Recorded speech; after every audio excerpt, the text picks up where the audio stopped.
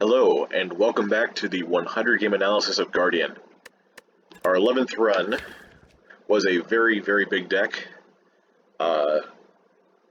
We had trouble finding good enough cards in the early game, so we ended up with a deck that had a little bit more unusual stuff in it than normal. For example, the 2 overloads. All the draw was especially helpful in this deck. And yeah, just making sure that we could get through everything was kind of difficult. So, sometimes you just have to keep building the deck bigger and taking enough good cards until everything comes together. I'm struggling to try and find a way to sum up this deck. Oh yeah, that's because most of the stuff was gems, and this was a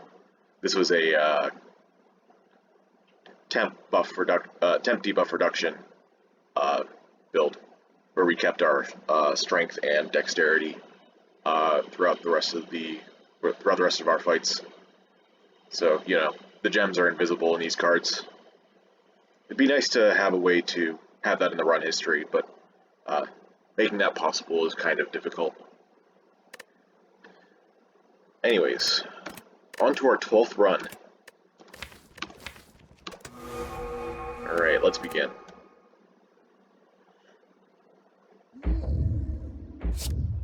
We've done it. We've finally hit the strength gem. This should be interesting. What is our act boss? Silent 1. Definitely one you want to be blocking a little bit more for with the big attacks and the poison.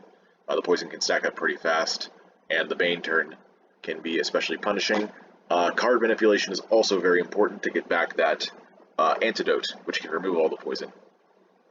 So we'll be looking for a recover specifically to help out with that. Wow, this double shot path here is crazy.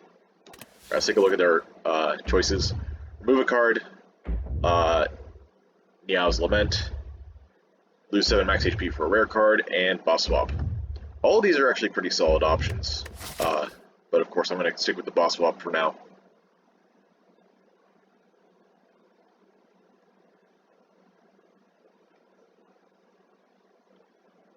There are 3 elite routes. This is a late campfire, so that's not so bad. So I could go through this top part here with the 2 shops. And of course, taking 2 shops early on in the game is great for essentially free card rewards, even if you don't have a lot of gold. So we go down through here and then towards the right. There's a lot of flex pathing starting from here. We could also go this way or down through here for these campfires. I don't know if we'd want to do that or not, maybe if we were afraid of taking on this 2 more elites in the rest of the act. But yeah, this seems pretty good to me. Of course, that would also depend on our boss relic. Maybe we get something really bad. Or, I guess not really bad. I'm usually of the opinion that every boss relic is positive off this relic. It would just require different pathing for certain ones. So let's see what we get. SNECKO Eye. Okay. So SNECKO Eye is extremely powerful, eventually. In Act 1, it does suffer a bit from inconsistency problems, such as just even the early game easy pool fights. It's very easy for your strikes and defense to cost too much and then take damage. Most of the time you'll get one good hand that allows you to win the fight before you take too much, but you will, I think, lose a little bit more HP on average. That being said, these merchant fights are still very good. And of course, if we find good cards, we can take on these elites pretty easily. If we whiff on our first 3 fights, we'll just go through here to the campfire instead, and then maybe try to make our way down this way to hit those late elites. And I think that should get us powerful enough without dying. So this gets even more interesting, right? So I've said in previous episodes that I'm not the kind of person to socket the Ruby and the Twin Slam, because the strength that you get from Twin Slam, like in order to get the full benefit, the 4 strength, you have to pay 2 energy, but spending 0 energy on 2 strength is good as well. And also, like, the first hit of Twin Slam doesn't get benefit from the Ruby since it's the one creating the 2 strength. So if you got these 2 cards in hand together, it would be the same damage as if you socketed this. Ruby, Twin Slam, Strike, that would be 8 plus 7 plus 7 is 22. And Ruby in Twin Slam, that would be 5, 7, and 10, which is 12 plus 10 and also 22. So I like having the versatility of keeping this out, usually. That being said, now that we have SNECKO, there's additional things to consider. 1, Ruby is a lot worse with SNECKO. 2, Twin Slam is a lot worse with SNECKO. So it's kind of a lose-lose situation whether we socket or not socket. Overall, I do think it is better. I think it is slightly better not to socket the Ruby in the Twin Slam, simply because it makes it. Simply because like the Twin Slam is not going to be easily usable in fights. The fact that this card costs 1 and then creates a 1-cost card actually makes it more expensive than most SNECKO randomized cards. For example, even if you roll this at 0 cost, it's still going to cost 1.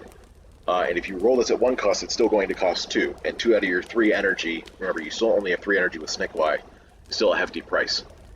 And of course, sometimes you're okay with these kinds of cards rolling at 2 costs, but here it actually costs 3 because of the second slam. So again, this card is going to be a lot less viable in the early game simply because of SNECKO. We will need some stronger gems, I think. Maybe we could get away with Dexterity and Ward together to make it a +1 cost dash. Maybe we can just grab like a Garnet and an Amethyst together. Those could be good as well. Citrine and Citrine could work. I think we'd be avoiding Quartz more often than not, but Citrine is usually good even in this situation, because then it would make your second slam free at least. So I think we will be looking for better ones. So that being said, how do we handle this first fire?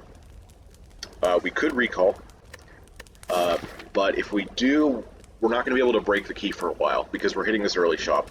We're going to get robbed. Maybe we get enough gold from this. Actually, I think we're guaranteed to. So we could technically break the key here. That might actually be a safe play, since early game SNECKO is kind of difficult to take a floor 6 elite with. So we could just take these 3 and break the key here. Go down through the rest of the act with 1 extra strength. Also, there's the question of what we upgrade if we don't want to do that. Curl Up can definitely be a better upgrade with SNECKO. That being said, it is still kind of difficult to use. I think overall Curl Up does get better with SNECKO. If the upgrade makes it a lot better because it's not going to hit 3 costs randomly. You can put lower cost stuff that you're not going to play on that turn to save for a better turn. Sometimes even 0 costs can save for the next turn.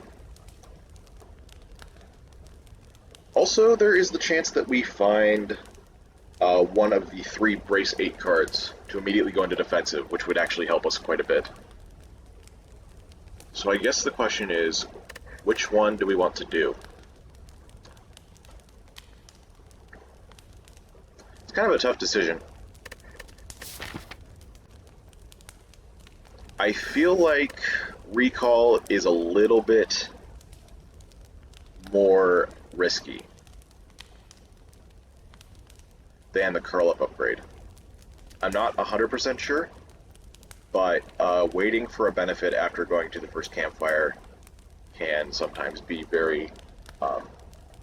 can sometimes end up backfiring.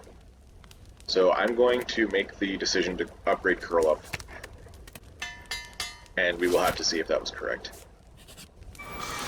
Now, since I don't have the Ruby socketed, I have to find somewhere else to put it. Hey, look at that.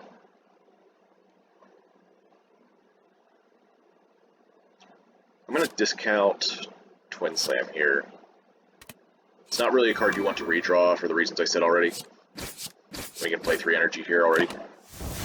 So what we're hoping for with our Ruby is some other card to socket it into. Vent Steam is the best one by far. I would still take Event Steam on with SNECKO. I think even with the randomized cost, it's still definitely worth doing.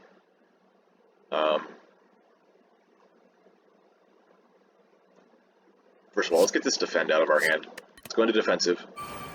Get our 10 block. I think we don't want to play the Ruby because we get 12 damage already. Vent Steam was one. Normally some of the 0 cost would also be one, but now it gets a little harder to put something in, I guess. I guess we'll have to see what we get. I don't think I've had this situation before with these two things in conjunction with each other. So let's put this in as well.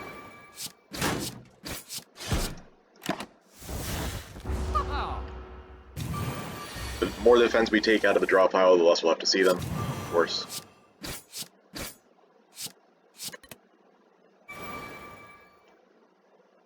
One thing to notice about this brace number is that you are 2 off from being able to go back into defensive in 4 uses. Revenge Protocol. That's a very early rare card. I don't think I want to take that. 1 cost powers, you know, generally 1 cost cards are a little bit lower value than most, than ones of higher.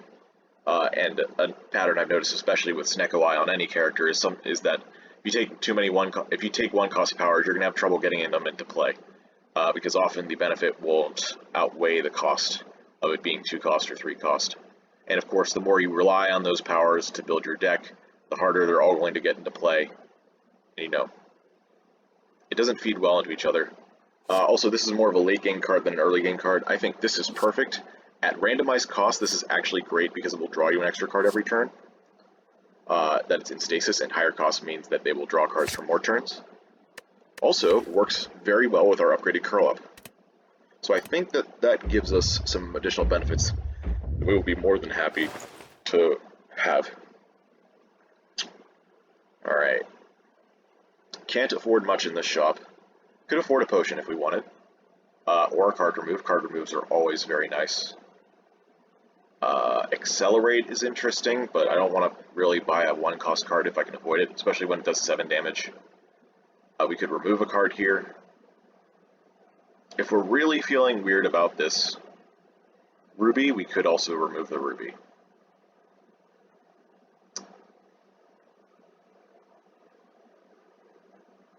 This is when I wish I had a list of all the socketed cards that I could just bring up. But something I do know is that a lot of the socketed cards are commons.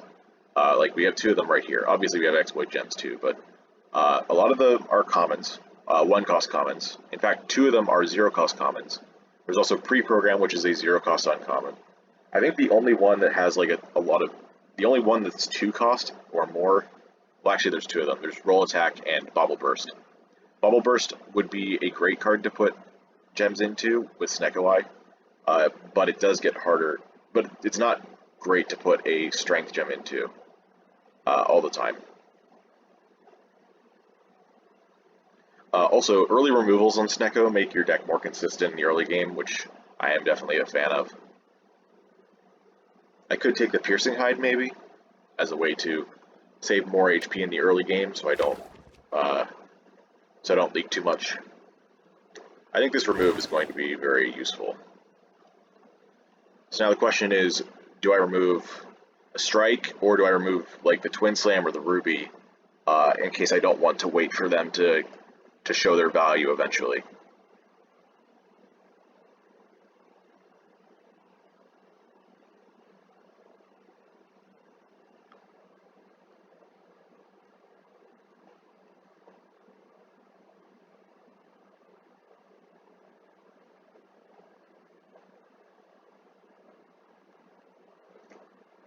I do feel like Ruby is not giving us enough value.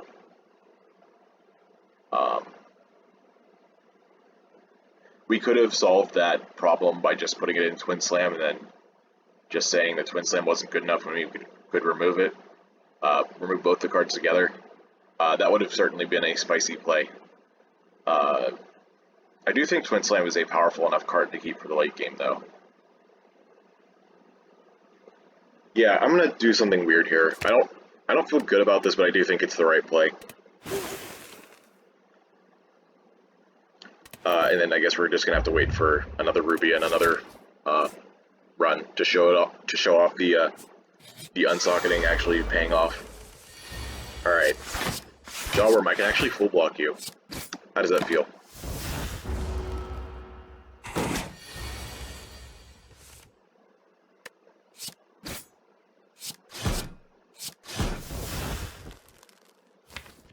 I would like defends next turn, or the curl up, so I'm just going to get rid of that strike.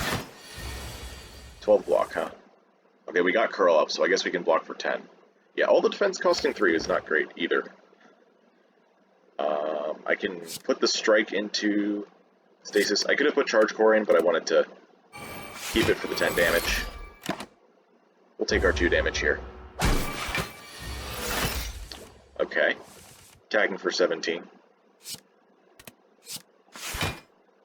I think we will still full block here. Jawworm's almost dead.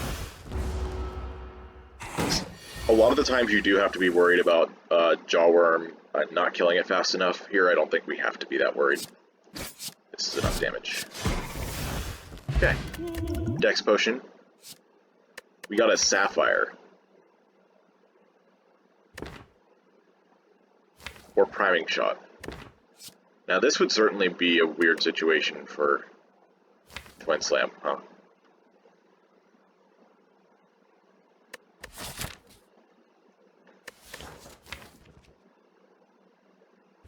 I think I want to avoid taking Priming Shot. It's 8 damage, but as an attack common with SNECKO, it's not. Its value goes. It becomes a lot closer to strikes. So that 2 damage difference is a lot smaller than it usually is. I think I do want to still aim for this elite over here, if I can. So I don't want to take any of these. I was considering Sapphire on the weird chance that I would get another brace card. I would put it into Twin Slam, get 18 brace, and then have the ability to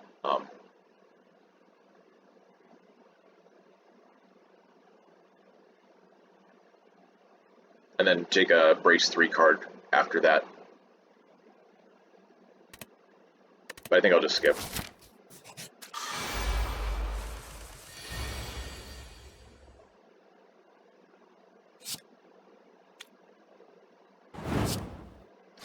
I probably want to play this curl up. Yeah. If I redraw into it, it'll be good block, especially since we'll be frail. And we did. Perfect. We're not going to need to defend for a couple turns, so I'll put a 1 cost in so we get it out by then.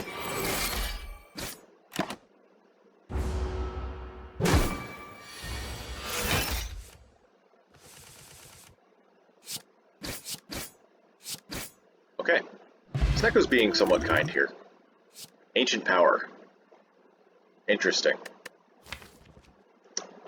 Problem with Ancient Power is actually its upgrade. Reduce each of your debuffs by 1. Usually very good for this card. But SNECKO Eye Confusion is a debuff. So if we wanted to upgrade this at some point, which would be a reasonable play, it would mean that we could lose out on our Confusion. And sometimes that's a good thing, but sometimes that's a bad thing. Usually I err on the side of bad because it makes me think more. Usually whenever you do that, you are looking to have cards that have already been randomized to be cheap, because if your cards have been randomized to be expensive and you get rid of your Confusion, those randomized costs will stay and you will be stuck with a bunch of 2 and 3 cost cards. So sometimes it can be good because you can remove Confusion before you get too far into a fight, or because you rolled a bunch of low costs on your cards. But that requires a lot of work to make happen. So I want to err away from that. Second Charge Core is really cool. I think Ancient Power could still work at randomized costs. Because if you draw a good hand, then you're getting benefit out of multiple of these cards at once. And you know, 4 temporary decks is very good with our defense. But, again, we're going for elites here. I think this is another perfect thing to take, for the same reason as that we took the first one. So, I think this will overall benefit us very well. I don't think we're strong enough to go for super. Well, SNECKO makes super elite a little more interesting. SNECKO against Sentry specifically gets rid of a lot more dazes faster. That being said, it's not necessarily better. Like, it'll get rid of the dazes faster, which means that later on in the fight it won't be as punishing. But at the same time, the randomized cost of the remaining cards in your hand can screw you over. One of the main reasons SNECKO is good is because you draw a lot of cards all at once, and the randomized costs won't punish you as much with that many cards being drawn. You have a much higher chance of getting enough cards played during your turn for it to be positive. But a lot of that variance comes back whenever you have dazes in your hand. Knob, I don't think would be too much of a problem here with our 2 10 damage cards, but then again, they do go away. Alright, we'll just stick with what I was planning with originally and just go for this normal elite. We'll get another card from here. Maybe we'll get a good rare this time. Revenge Protocol was already a good rare, but not really what we were looking for. Also, we're going to be losing another 15 gold, so unless we get lucky with a particular sale card, we're not going to be able to buy anything. I'd like to be able to defend this turn, and unfortunately we didn't get to play curl up the first time, so can't go into defensive. So no thorns, no 10 block base. Yeah, this curl up is definitely paying off with its upgrade. I'm glad I did that. It's not always an upgrade I go for. It's like almost never. It's very often not an upgrade I go for, ever. Especially not at the first campfire, but with SNECKO it gets a lot better. I'm just now realizing that the fact that SNECKO draws so much means that you can redraw back to it faster, which is probably a good reason to upgrade it. The 2 extra brace is really good. Shield Charger or Crystal Ray. Or Emerald. We could get started on that Twin Slam Emerald Aquamarine combo.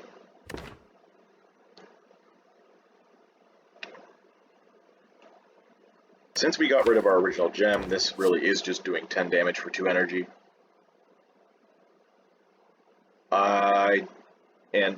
For reasons stated before, it's very hard to take gems in a SNECKO deck. Not only are they higher risk than normal, but it's harder to take socketing cards for SNECKO in the first place. So it would be pretty hard to scale up Crystal Ray, I think. Shield Charger, SNECKO discounting it can be good, but also can be bad because you lose out on later turns of block. I think it's still worth taking this early, though. Alright, on sale card. It's not cheap enough. Oh hey, there's Body Slam. That would have been nice. But, not what we're going for here. It's actually interesting how many downsides SNECKO has for Guardian, specifically.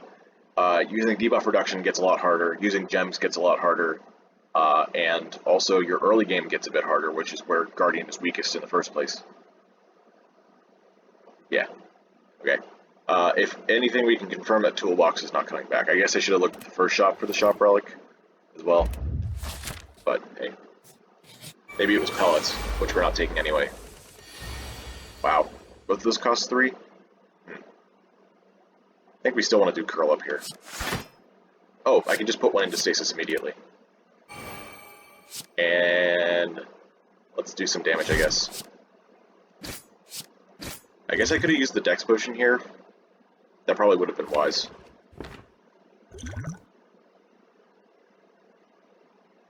It's not too late. This is a floor 6 elite, and the sentries take a while. So I guess I'll do it now.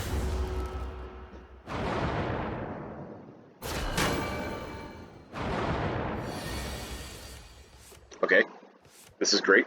We drew all of our defense in a playable cost. I won't be playing the Shield Charger, But I think maybe I could if I use Spike. Oh no, that would hit both the strikes. Okay. Maybe it was right to play Shield Charger there. Take a little bit of damage, go into defensive.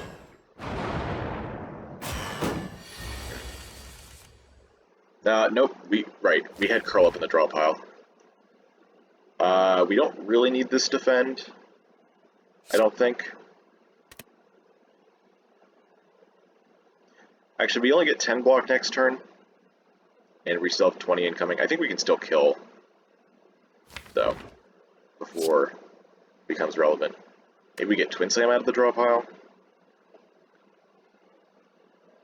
Now let's put the defend in. Alright. Let's get 2 strikes here.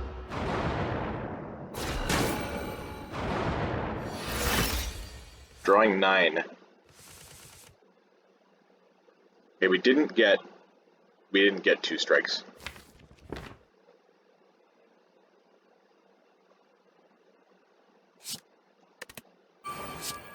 So we're taking a bit of damage. That's fine though, 3 damage is not terrible.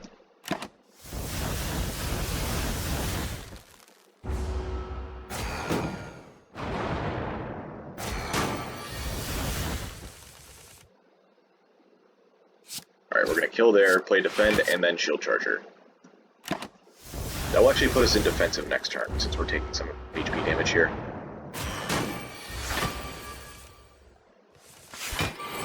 So up next we're safe for this again, and then this sentry is attacking. I don't know if we'll have the damage to kill this in time. It's going to be at 42 after Thorns. We have 12 now, so it's at 30. Maybe there's a world? I'll go for it. I can't hurt to play those.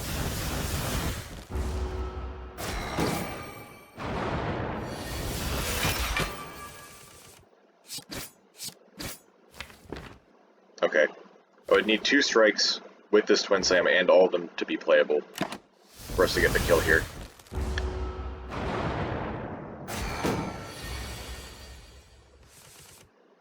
Okay, didn't hit it. Guess we'll get it next time. It's making me wonder how I should have played this fight, because like whenever this kind of result happens, usually that means something went wrong. We definitely want to play this strike here. I think taking a few more damage is worth it. Because then Curl Up will also be able to put us back into defensive. Okay.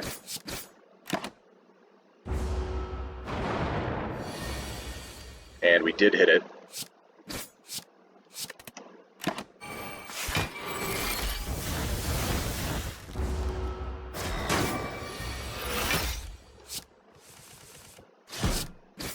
Okay, a little bit less than ideal, but that's interesting. Sentry Blast. So this is a bit unique because every time the card comes out of stasis, it costs 0. It's not dependent on the cost that it currently has. We do already have 2 charge cores and a shield charger.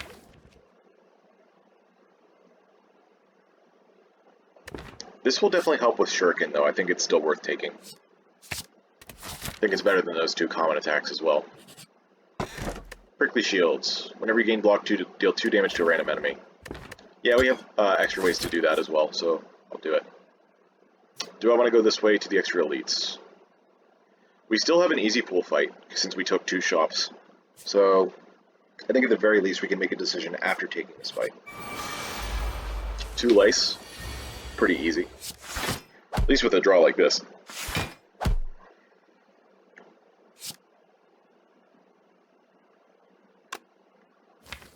If I strike, this is at 7, which is just out of range of a strike. Alright. Okay, I guess I'm taking 6 damage here. Or did I even need to? Maybe I could have attacked the same one. I don't know. Okay, we have the damage this turn. Okay, Distilled Chaos, that's great. Perfect, actually. Piercing Hide, not necessary, I don't think. I guess the Prismatic Barrier and Prismatic Spray cards could have been good socketed SNECKO cards if you just want raw gem value, but, you know, taking all the gems to fill it is difficult. So now we could go this way, or this way, get our campfires. I think with our potions we can still afford to go this way, so I'm going to. And if we take too much damage in this fight, we can always just go back left. This is less than ideal, but we'll go into defensive next turn and then we'll be fine for the rest of the fight. 6 damage is okay, I think. I'm gonna attempt to kill...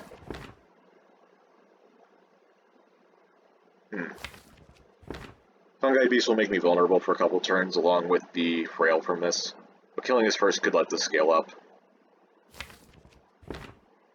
Our Shield Charger is in stasis right now.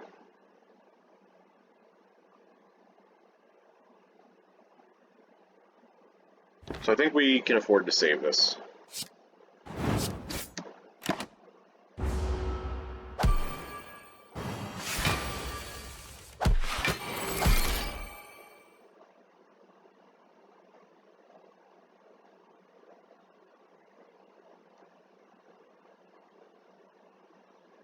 Sentry Blast.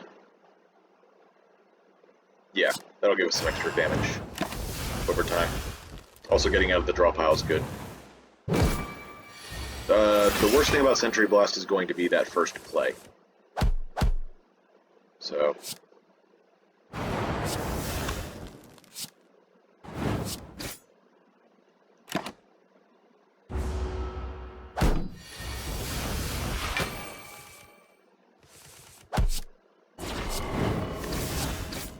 And our first Shuriken proc.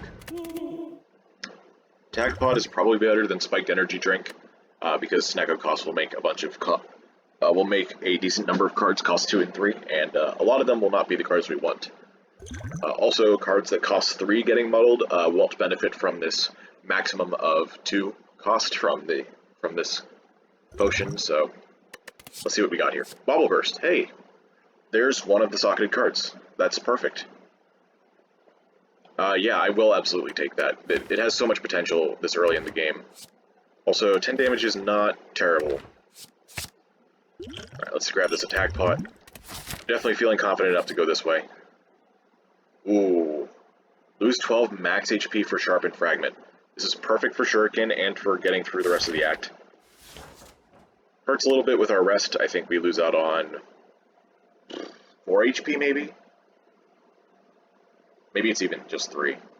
It's 30% of your max HP, so losing 12 is 30% of 12, which is 3.6. Rounding, like, obviously rounding is always down, but what that actually means in terms of other things is less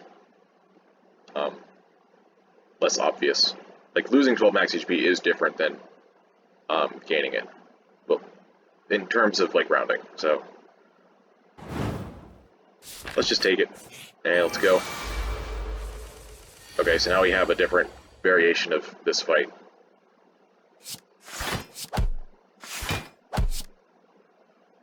Okay, this is fine. Do we try to spread out the damage? Sometimes it's a good idea to spread out the damage on these two so that you don't get vulnerable too early.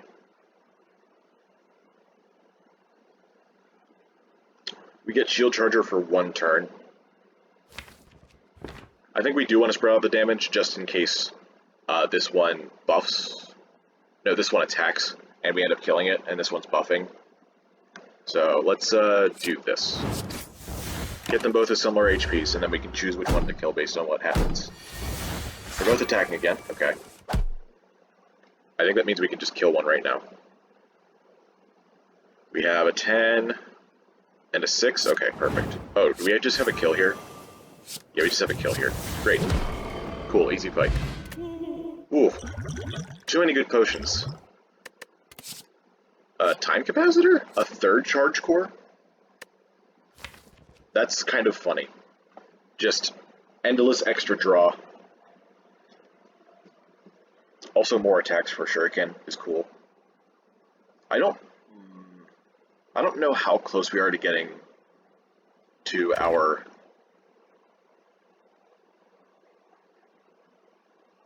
What's the word I'm thinking of here?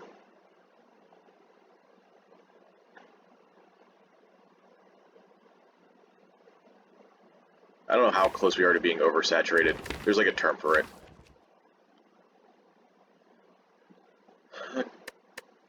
Considering we have Curl Up, 2 Charge Cores, Shield Charger, and Sentry Blast, that could mean taking Time Capacitor is good. But then again, all these cards exhaust. Well, these 3 cards all exhaust when coming out of stasis. So we might end up running out of room. Then again, maybe taking an early Time Capacitor isn't bad. You can build into the extra stasis slots.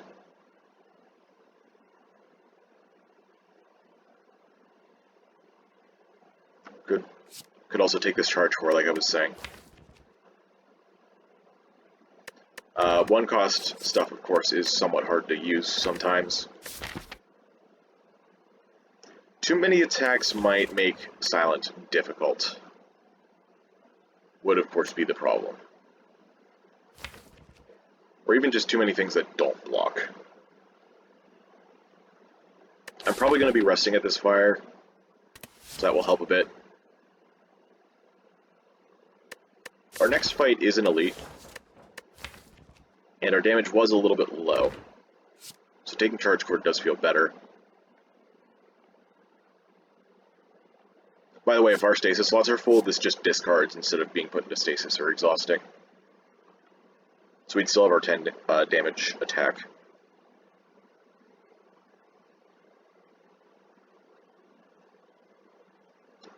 Having more stuff in stasis also means that we can curate our deck for SNECKO. We could put a bunch of attacks into stasis and then just keep redrawing our defense and Curl Up for defense. That is a valid play for Silent. I think Time Capacitor definitely makes us worse against Knob, but we have potions still.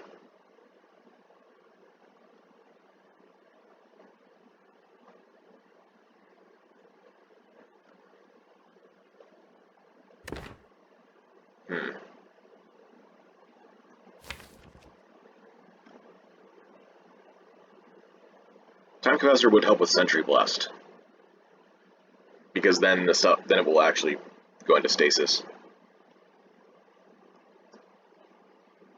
which is important if you want to keep the weaken going, as well as the damage for Shuriken.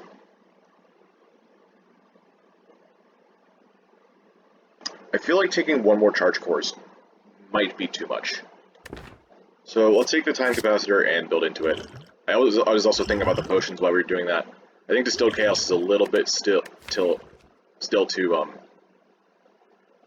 chaotic to make good use of it. And one good turn with a Flex Potion will win any fight. So let's go with this. Okay, we got Laga. We could start right now and just put Shield Charger in. I think that's a great way to start this fight. I don't really need to get either of these into play, and also our draw is not great for starting later. So let's begin. I could also play Curl Up to put Shield Charger into stasis, but then I'm not going to get a Shuriken proc. So I'd rather just grab the 10 block, put Charge Core in. Let's draw 8? Right, 8, because I draw 7.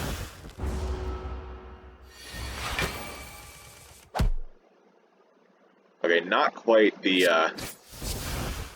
should I use this? Is it too late now? It's probably too late now, but I don't think we had a great chance of doing it anyways. We'll block for 5 more here. No big deal. Yeah, and then I'll play Sentry Blast to get our weaken next turn and get our full block. Hopefully. If we get a defend we can play, it'll be a full block. We do. So that's great. No potions needed this fight. We got 3 strength. Did I just not play a defend? I just didn't play a defend. I just took 5 damage for no reason. Oh, I'm so smart.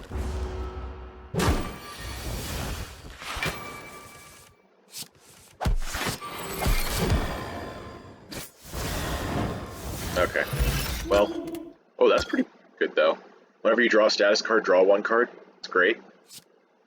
Garnet is perfect for our Bobble Burst, especially since we are just about to hit a campfire.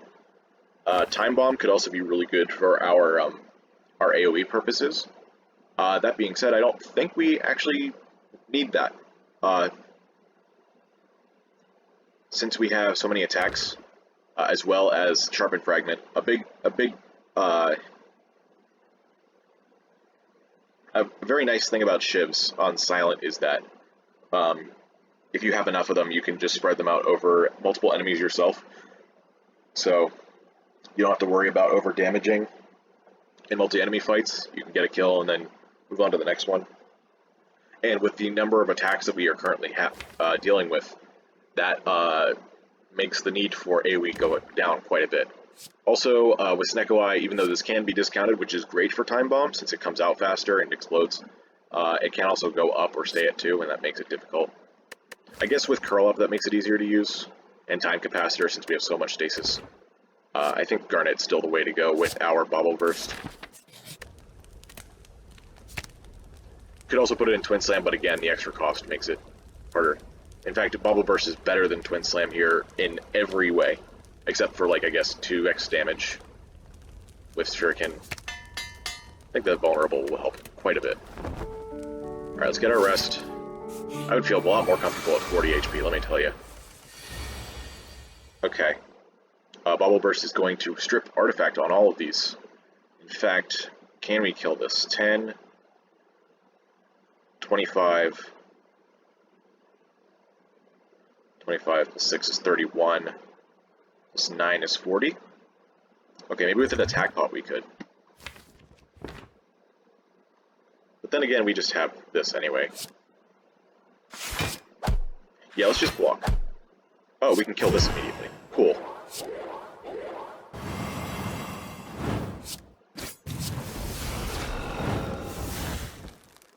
Maybe I should have not blocked twice so that the prickly shield's damage could go to a different one. But, you know, small optimizations there. We did over damage by 2. Okay, this is great. We only have 1 defend in hand, so the weaken actually does something. Right? We don't just kill, right? Yeah, we don't just kill. This is 10, 16, 26, 33. It's not enough. Okay. We'll block here. We will aim for this one. So we get the kill next turn whenever this comes out. Maybe? We have 2 strength, so and the Vulnerable's wearing out. So we would need another attack we could play, which is guaranteed since we won't be spending energy on this. Okay, we can only play 3 attacks this turn. In fact, we can only play 2 if we want to play Shield Charger, so... And I think we do, so that we keep blocked for next turn. So I'm just going to do that.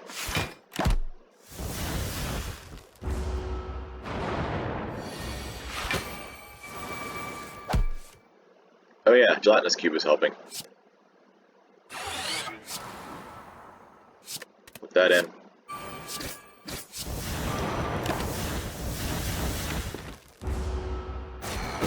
I think this was a 0 damage fight. No, we took 2 HP. Yeah, we took 2 damage from that one turn with Weaken and Defend. Cool. Oh, this is great to find. Baylor's Lordly Plate.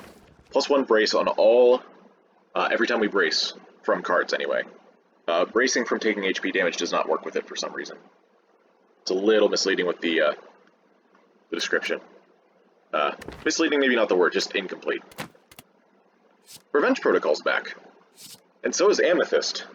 That's interesting. Didn't I literally say Garnet Amethyst, the Vulnerable and the Strength Down would be a great combo for Twin Slam? And here we are with a Bobble Burst that might like it. Revenge Protocol is actually a lot better now that we have the Baylor's Lordly Plate as well. Yeah, also taking the gem would be... well, we'd have to go through another fight without it being socketed. Actually, several, because we need to upgrade this. Yeah, I'm going to take this time. Also, I don't feel too bad about not taking the other one, because with multiple protocols, all of the brace stacks into 1 power, so then this only adds 1 to it rather than adding 1 to every power. So instead of getting 12 from both, we'd be getting 11. That being said, I think this is still perfect for our scaling block, which we definitely need for this boss fight. Gotten 3 rares this act. Pretty crazy.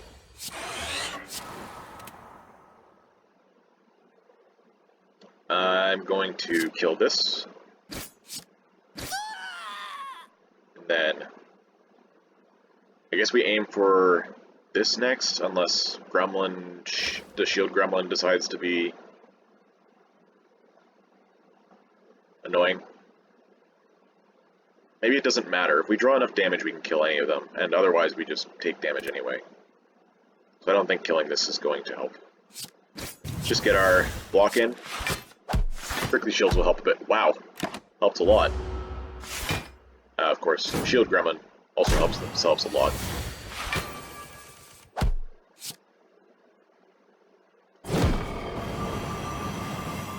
Should be able to hit 11 here. That's 5, and that's 6. Perfect. Might as well get that out. 13 plus 7 is not enough, so we'll just kill.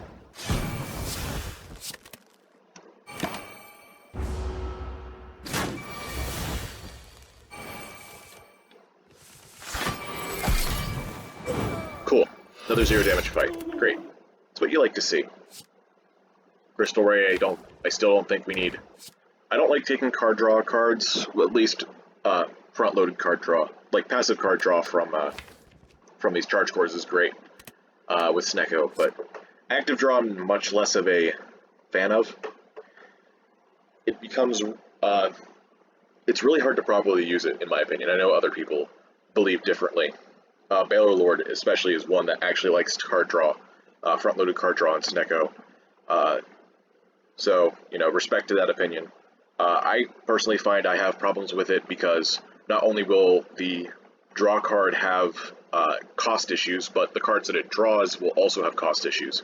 So you're dealing with very high variance. Very high variance whenever you use front-loaded card draw. So stuff like Temporal Shield isn't great.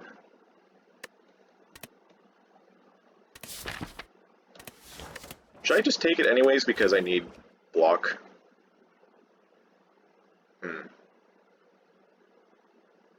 We have Brace as a plan, and we have 33 HP, so I think we're likely to survive with just that. But even if we get unlucky, we could set up a big damage turn to get a kill a lot quicker. So I think I'm still going to pass.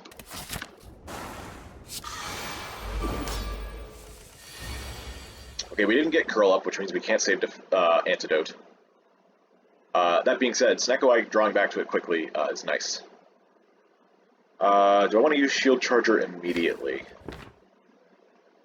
I'll tell you what I definitely want to do. I want to play all this damage. I could also spend all the rest of my energy getting another Shuriken proc and getting rid of the poison. Getting rid of poison is actually pretty important. Otherwise, that poison will be there for another long while, and especially on the first cycle, that can be punishing. The Shield Charger would help with that, but I think I would want to save that. We do still have the ability to go into defensive with just 20 brace, so Curl Up and Revenge Protocol will get us there fast. So I'm going to do the damage and play the Antidote. Alright, now I got to deal with 8 poison. 8 poison is actually exactly enough to go to defensive with this Curl Up, so that's cool.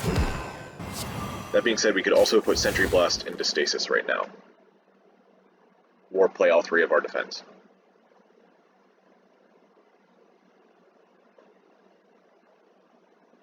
We actually take more damage if I play Curl Up Defend by 1, so that's kind of funny. If I do Curl Up now, I could put Defend into stasis. Yeah, I don't think we need to have Sentry Blast out immediately, so I'll just play the defensive route. Oh, right, 7. Okay. I panicked there for a second. I'm like, wait, why am I not in defensive?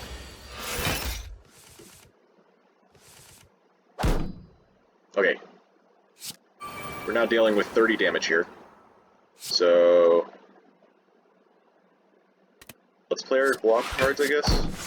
We can block for 24, that's not terrible. We take 6. Can't play this other defend. Let's play our charge core and put the other one into stasis. The faster we draw back through our cards, the better. Also, the fact that they stay in stasis for 3 turns instead of 2 is great. Last card in the deck, by the way. It's also important to remember, this is mostly a note to myself, that drawing 9 is the maximum because we have crystal ships. So that's important. I have 9 poison and 5 block. So I guess that puts us exactly into defensive. Let's just do this. And I think now we want Sentry Blast in. Or we could do Shield Charger. Shield Charger costing 1 is bad, though. Alright, let's do Sentry Blast. Take our 4 damage, go back into defensive.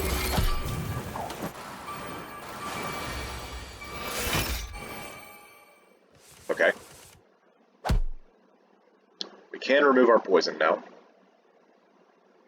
If we decided to curl up and put it into stasis, it would come out in 3 turns, which is too late. I think we have to play it now, especially since I want Sentry Wave.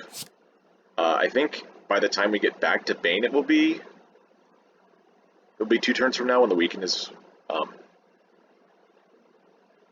relevant. So yeah, I think we do want to play this now. We still have enough vulnerable, so we can just play our attacks here and be solid. Big damage turn would be great right now. Right. Sentry Blast also adds a card to our hand, so that's 11. Okay. Also very good to remember. We got 2 poison right now. We could put Shield Charger into stasis. This is 22 and 16. That's 38. Not quite enough. If we had... Oh wait, no, we have Shuriken, so it's exactly enough. It'd be 16 and 24. Which is actually 1 more than enough. So, that's cool. We got our kill. Very, very cool. Wow. Okay. Well, we can't do Bubble. We can't do Onyx. This is our 2nd Bubble Burst and 3rd Revenge Protocol. Wow. I'm gonna be honest. I don't... Like, Bubble Burst, like I said, take a lot of work to get to a great state. Meanwhile, Revenge Protocol is perfect for our deck since we gain Scaling Block, which is currently one of our main problems.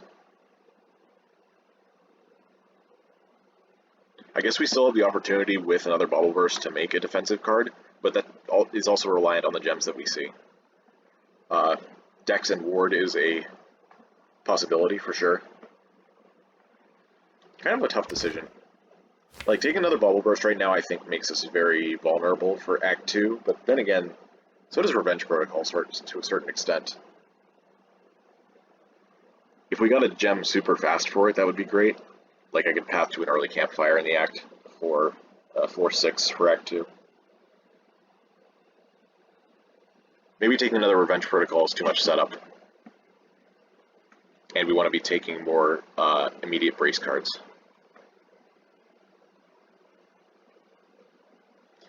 Yeah, I don't feel like either is safer than the other, so taking another Bubble Burst isn't terrible.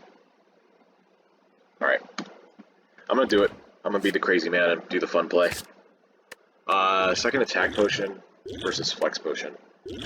These are great in different situations, so having 2 Attack Potions can make you weaker in some scenarios. But then again, the inconsistency of SNECKO could mean that waiting for a good turn to get that Flex Potion off can be, could just never come, or it could not matter. I think it will come someday, though. Like, maybe against a Shelled Parasite we draw a good hand and then we don't have to take all that damage. Also, Attack Potion with Guardian has a tendency to do, like, grab, like, 8 or 9 damage cards. So if you don't high roll, you are in trouble. So we'll keep 2 different ones for different situations. And immediately rewarded? Question mark. Doubling these values is great. This is literally the same potion belt we had against that one Book of Stabbing fight that I flubbed. I'll remember it this time, though. Hopefully you only make that mistake once, right? I think it is too early to take the Busted Crown. We are not only looking for block, but we are also looking for good gems for our bubble bursts. So even though the extra energy would provide a little bit of consistency, I think that's not the energy that we're looking for. Tiny House is interesting, giving us extra gold. A little bit more at max HP, which is better than usual since we lost 12 of it. Upgrading a random card is meh as usual. I think we even have, well, we have some really good ones in the bobble bursts. I think most of these are meh though. They're just a little bit more damage on strikes, a little bit more block and defense, which is better. Twin Slam is not a great upgrade since we're going to have trouble finding gems that we want to put in it, especially with the higher cost. These are just 5 more damage. Shield Charger doesn't really need an upgrade at this point. So it's literally just Sentry Blast and 2 Bubble Bursts. The other 2 aren't great either. Potion, we already have full potions. Obtaining a card could be cool, but we did just get our rare before the boss. So we're back at lowest potion chance. So yeah, I think this is a Sacred Bark. Alright. Had to do a lot of thinking that act. Almost at 1 hour again. I feel like maybe we could have gone faster if I had known what to do. But, you know, you're not always going to. It's a safe path through here on the right with Campfire, Elite. Elite?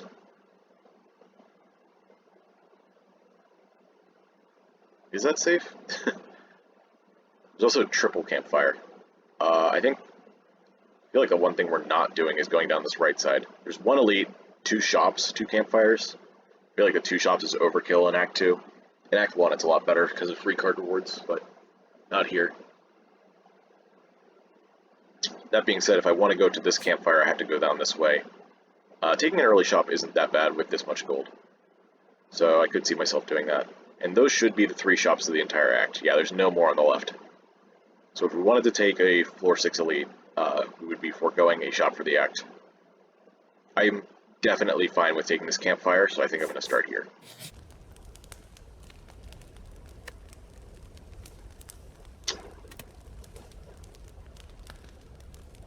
So now what I really want to do is upgrade this Bubble Burst that has a vulnerable gem in it, so that if we find another gem, we can socket it in that one.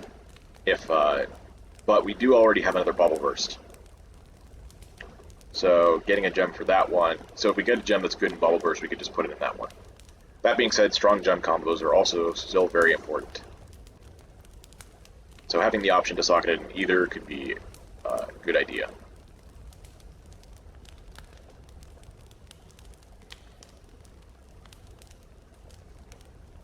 And like I said, we don't really have that many great upgrades. Sentry Blast is a lot better because the upgrade makes Sentry Wave plus Brace 2, which would be Brace 3 with Baylor's Lordly Plate, which is great. I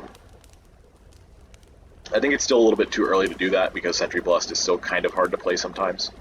We're mostly banking on it either being the right play at a higher cost or coming in at lower cost, rather than relying on it as much as an upgrade would require us to. I guess our only other option is to recall. I don't really want to do that at this point. 1 extra strength is a lot less useful with SNECKO once you get some value cards. I guess we are leaning into strength though with Shuriken and Sharpen Fragment, so it's actually a lot better.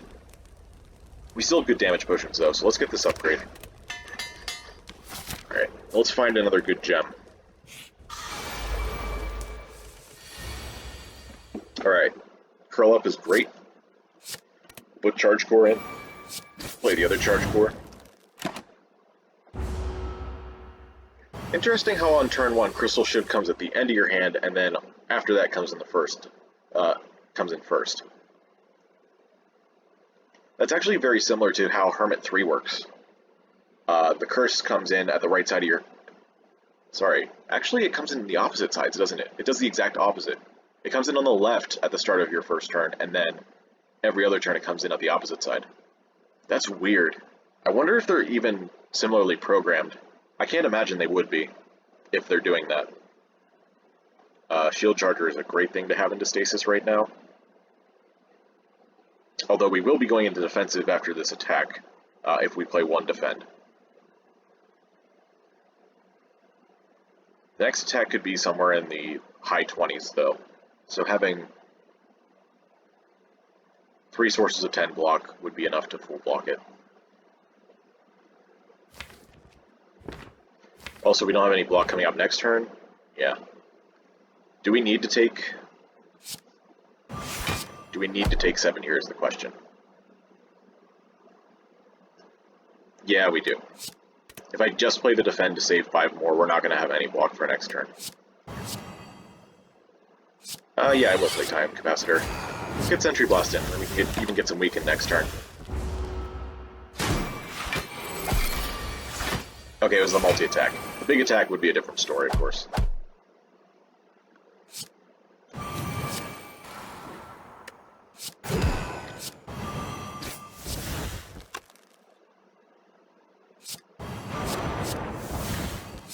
We don't have to care as much about Dazes since we have Gelatinous Cube.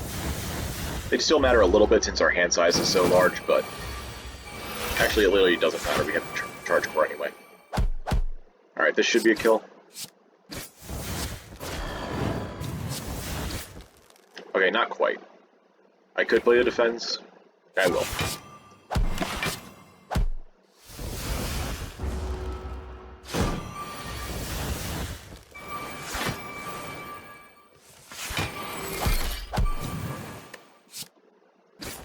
Cool. No potion is great. Ancient Power is back. Still don't want it, I don't think. Setting up strength-related combos is more reliant on getting actual attacks into hand rather than attack enablers. Crystal Ray, for the 3rd or 4th time, is still not that good, and I don't really want a Piercing Hide. So let's keep moving. Going right, I believe. We want to hit the shop. We could go down this left path for more fights, and therefore more chances at gems, but we're going to get a chance at a gem here, chance at a gem from fighting this, and then chances in the shop at getting gems, so I think it's still worth it. Ooh. First time we've seen this guy in the series. Jack's event, but you can punch to take everything. This fight is hard. It hits very hard. Turn 1 is just like Avocado. It attacks for 21. We'd be losing potentially a lot of HP going for this fight. We could just take a benefit and go. Particularly looking at Transform 2 or obtain the Relic for turn 1.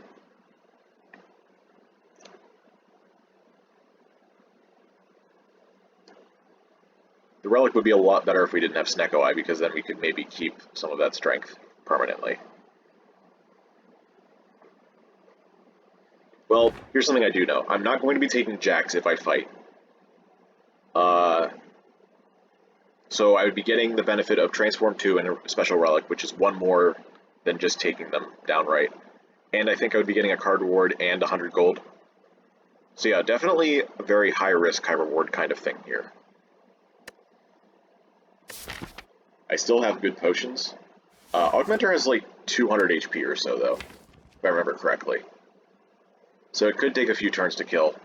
All the meantime we're taking damage. We don't have block cards really. You have to get a lucky first draw. 21 seems like a lot. I guess 21 is fine? Maybe, because we go into defensive right after, but then the next hallway fight could be bad too.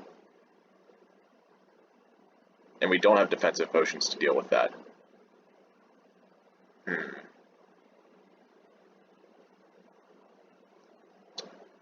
Kind of a difficult decision here.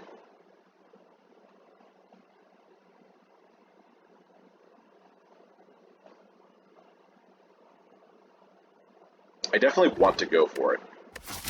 There's also the problem of Merchant attacking for 20 on turn 2. There's just so much damage coming in. Yeah, I want the benefits from fighting this, especially since the gold will be immediately relevant in the shop, but I don't think we can. Transforms can backfire big time with SNECKO. they're already kind of dubious with Guardian since there's some very highly situational cards. I think I'm going to stick with the mutagens. I think that gives us better chances of killing enemies on turn 1 and preserving us a lot of HP. So yeah. Maybe it was fine then to do that too, because I might have decided to skip the transforms. Actually, the transforms are interesting because they come in the form of a card reward. Like you click on the button like it's a card reward and then it transforms a card. But then you transform one at a time. So then what happens is if I get a bad transform, I can just retransform it. So maybe it would be better that way. Oh well. Real quick, I'm actually going to go back and make a save of that event. There's a specific file in Slay the Spire called not an autosave. It's a backup. It's a backup file. There's two files called an autosave file and a backup file. Autosave is the floor you're currently on, and backup is the floor just before. So I'm gonna go make a copy of that real quick. This game will still be open in the background, so nothing changes, and I will be right back. And we're back. Alright. Got our save. I think at the end of the episode I'll go back and choose the fight option, just to see what would have happened, see how much HP I would have lost. Just out of curiosity. You know, like, taking fun options is it's a very fun part of the game, right? So sometimes making a save just to go back to it later has become a more recent thing for me. Anyways, enough of that. Let's fight this guy. We are dealing with Spirit Guardian, which next turn will be attacking for 11. I would very much like to get Shield Charger in play next turn, but I have no way to speed through the draw pile, because both my charge cores are also in the draw pile.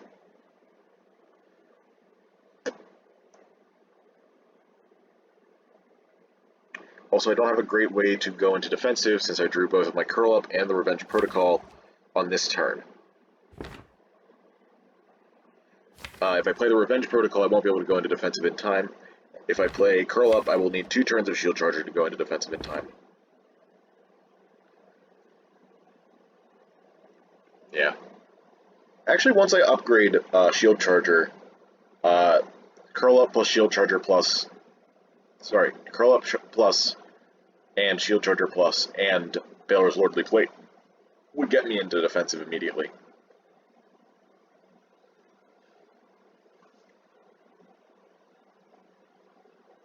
So I think I just do the damage this turn, especially since I have strength. Getting rid of all the artifact with 1 card is awesome. I don't know if there's a single card in the game that can do that, other than this, other than something like that. And by the game, I mean the base game. I'm sure there are ways in. No, there's Bouncing Flask. Bouncing Flask could. Okay, we got Shield Charger, which is great. We'll have enough block for next turn. I do want to block this turn. I don't think there's really any consideration for going into defensive. So, just get the block. It'll be affected by Frail, but there's only so much you can do. Let's get our 0 constants in. Bobble Burst. That's not even the right one.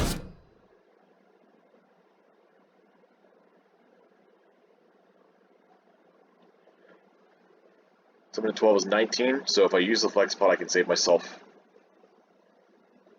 12 HP? That's fair. Actually, this is 20. So I would need an 8 damage attack from Attack Potion to work. I think that's... Actually, no, it's doubled, so yeah. I'm just going to use this to guarantee that we get out of this fight.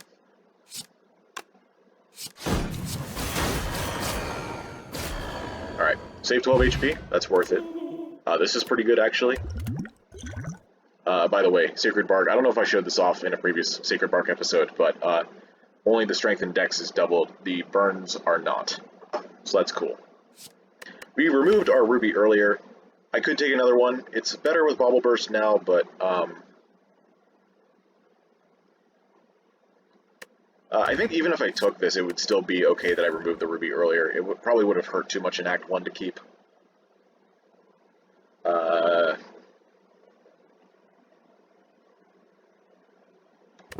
This might be a little too greedy. Our path is going to hit a campfire soon, so I could put it into this bauble burst. However, between the shuriken, with the shuriken and mutagenic strength, the 6 temporary strength gets a lot less exciting, I guess.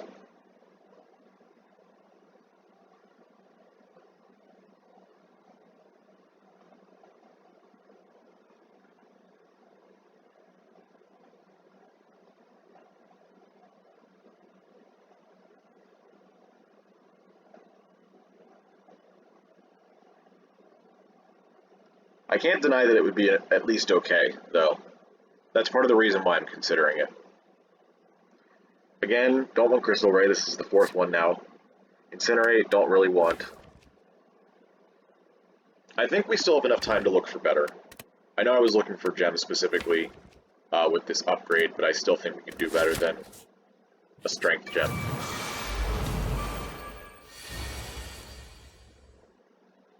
So what do we do here? I guess Sentry Blast? That makes sense. Get the weaken for next turn so we don't have to block as much. Bench Protocol isn't going to do enough in time.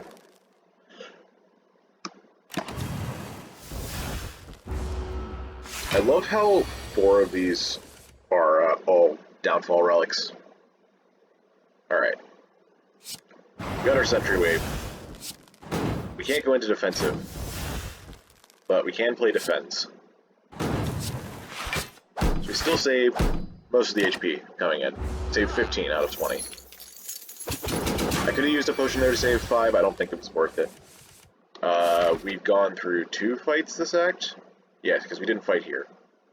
And we had this plus an attack potion, so we're back at 40% in this fight. Yeah, I think we can do better at 40% with a 4 strength, 4 dex potion, losing 5 HP. Another thing that I forgot to mention before is the fact that vulnerable with the rounding is something that I try to keep in mind. Whenever you use an even number, you get the full benefit of vulnerable, but an odd number will give you half a damage less. So whenever I'm looking at Shuriken, I always try to play the attacks that are doing an even amount of damage right now, such as Sentry Blast. And then hopefully get more benefit out of these other attacks. Unfortunately, I think these are all odd numbers. Yeah. So we missed out a little bit. That's okay, though. The next 3 attacks will be good. Let's get this out of the draw.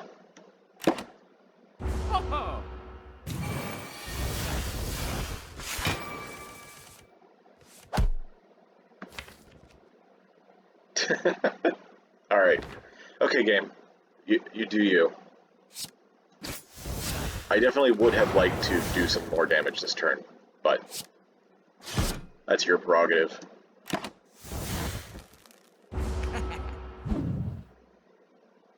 Yeah, we'll still get the kill later. No big deal. Clone is interesting. Clone is, if you watch the tier list video, Clone is a card that I value very low. I used to think it was really, really good because copying a card is a very powerful effect. However, sometimes the cost is very, I guess, costly. It's very costly to actually use. You have to use up a draw on it for something that's not going to do anything immediately. The card that you're cloning goes into stasis, which means that it's going to come out in 1 or 2 turns most of the time. The best thing about it is probably the upgrade, because the upgrade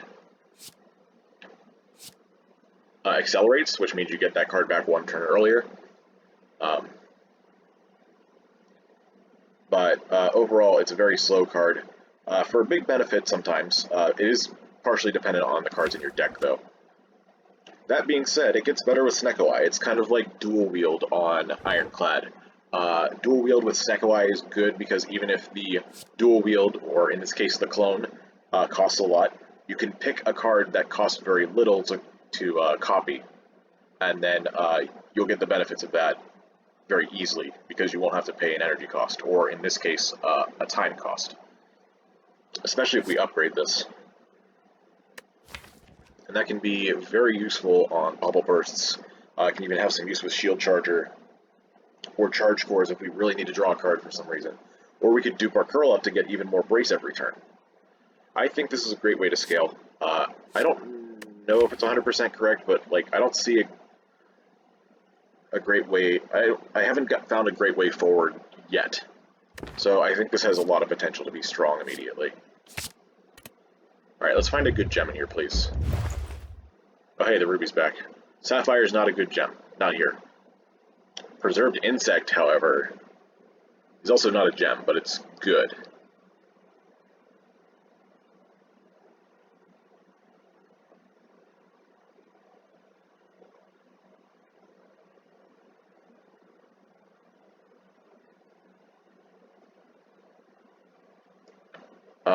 Multi-beam is interesting for multi-enemy fights, of course. I don't think we need it here. It being on sale makes it a bit better, but at 5 damage to all enemies, it would need an upgrade still, I think, at this point. On 3 energy, it's not as great, especially since we've taken 2 technically non-energy relics. And also we have tons of attacks already, so multi-enemy fights are not as big of a deal. Yes, I know you like gold, I'm talking. That's the heart talking, not the merchant. Weird. We can do a very funny thing and take Prismatic Shard. Baylor Lord is very popular, very well known for taking Prismatic Shards in his runs, unironically, taking them for strategic reasons. Maybe there's a bit of meme in there, but he's very good at analyzing when that would be a good take. In Downfall mode, they changed it so that it's only hero character cards. So it would be Ironclad, Silent, Defect, Watcher, and Hermit. There were problems with cross-class in the villains. So for balance purposes, I think they just made it the heroes. So that makes the pool a lot easier to consider. But I think I'm just going to stick to what I know still. I think this Preserved Insect is going to do a lot for us this act. So I'm going to buy it. Now we have a choice between Prepare Crush and Card Remove.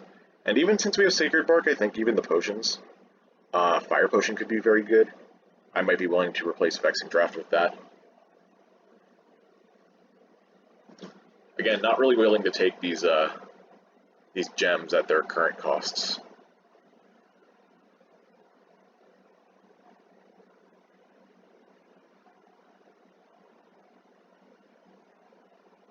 So Prepare Crush is another block card, which is great. Card Remove is also just good, though. I think Prepare Crush is great for our upcoming fights, so I'm going to take it. Upfront block, huge damage next turn. I think that's good enough. 31 HP.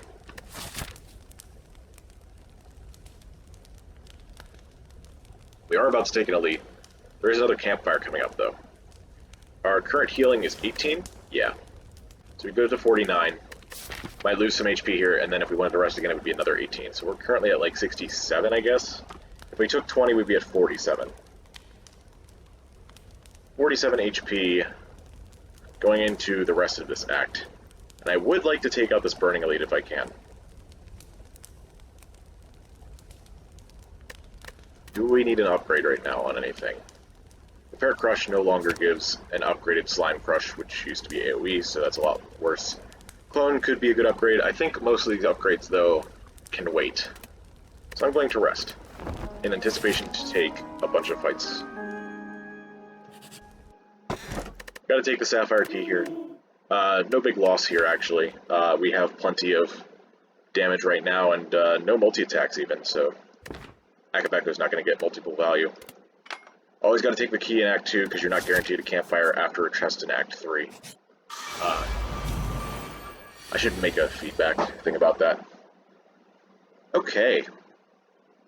So it'd be a good time for this potion, I think. We're at 50% potion chance, and ending the fight sooner than later sounds good. We could also use this one, but I feel like that's overkill. Actually, we should do some math here. This is 13. So we got 8, 13, 13, 13, 7. Okay, that's not hard to remember. Everything is 13, but this is 8 and this is 7. And then with vulnerable, that's 12, 19, 19. This is the one giving vulnerable, so we skip that, and that's 10.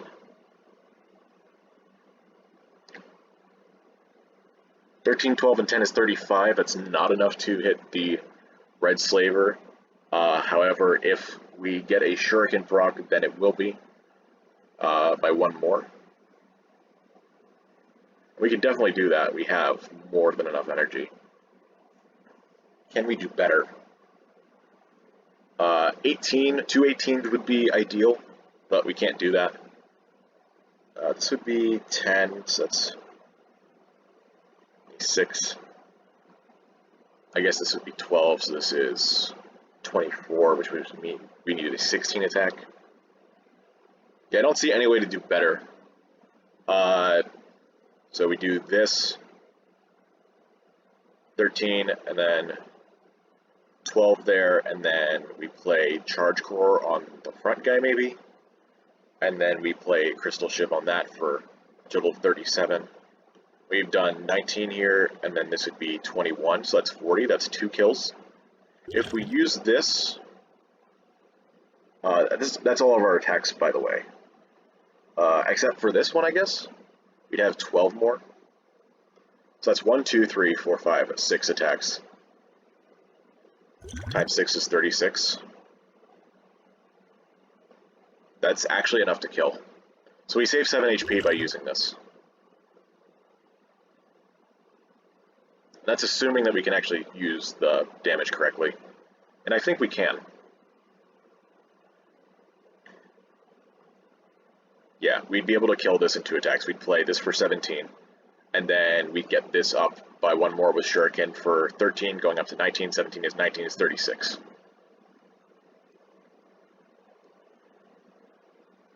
That means we can probably do the same for this, and any spare attacks will go in the middle and kill. So I think we should use this since we're at 50% potion chance. 7 HP is more than enough.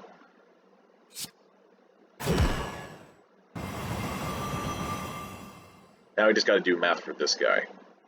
This is 25 and 16, that's 41. Remember, we wanted this to be 13, so it does 1 more damage. We're currently looking at 18, 25, 25, 16.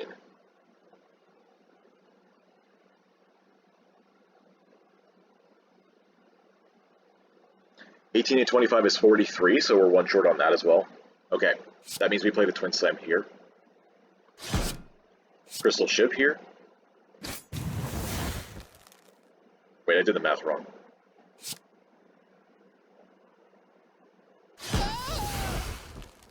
Yeah, I definitely did something wrong there. Well, gotta live with your mistakes.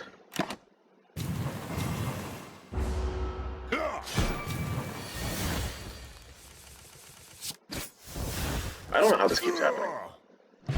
Alright, well, we got another potion back. I just clicked this without thinking. Gemstone Gun. I don't know if I've gotten this yet. It's a rare relic. When you pick it up, you choose 3 gems, and then they all get put into a 0-cost card at the start of combat. It also retains. So we can get anything we want. We get 3 choices of 3. So here I'm thinking about either Garnet or Amethyst. Probably a little less about the Garnet since we have the one Bobble Burst already, but maybe a little bit more since we have Mutagens. So turn one vulnerable is pretty good. I think Amethyst is a little bit weak on a single card, so let's just take the Garnet. Okay, Quartz is great on a 0-cost card. I don't think I want these. And Citrine is also great on a 0-cost card. I just realized that Quartz is a little bit awkward with SNECKO, but having a 0-cost card be guaranteed as the card draw, it makes it a little less, solves half the problem with card draw. So I'll take it. Okay, potion's back. We got Amethyst, great. So now we can socket that in probably the same bubble burst. I know that sometimes, putting it in the other one would allow for more consistency. I'm still thinking, maybe I should think a little bit more about that. I'm mainly wanting to keep this empty so I can find maybe a better gem combo, rather than just getting consistency and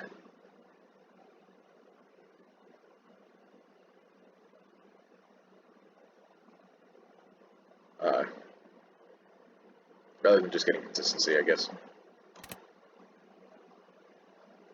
Fragmented gem is actually kind of funny since we have Shuriken. I think Amethyst is way better here, so I'm going to take that. Okay. Which one? At this rate, we might just end up removing Twin Slam. Who knows? So what are the good gem combos here? I wouldn't mind more vulnerable. If I got more vulnerable, it would definitely go in this. It's better for consistency to have one in each, so that if you draw one earlier than the other, you're not banking on a 50-50. Good gem combos would be Dex and Ward, Energy and Draw. You could also make an argument for Shiv and Strength, or just Shiv in general, with the Shuriken here. I feel like there's one more I'm missing here.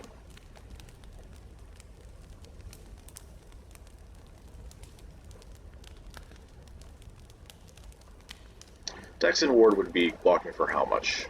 We'd be gaining 6 Dex, and the Ward's block for 3 each, so 27 block. It's pretty hefty. Actually, an Amethyst only blocks for 6 per hit, so I'd need a ×5 attack for that to be worth. Wow. Didn't really realize just how much better it was whenever you got both things multiplied.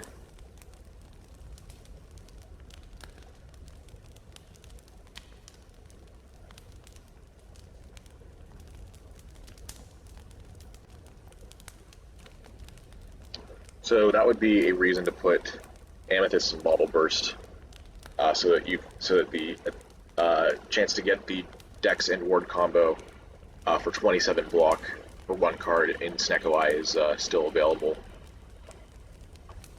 The Dex Ward combo gets a little bit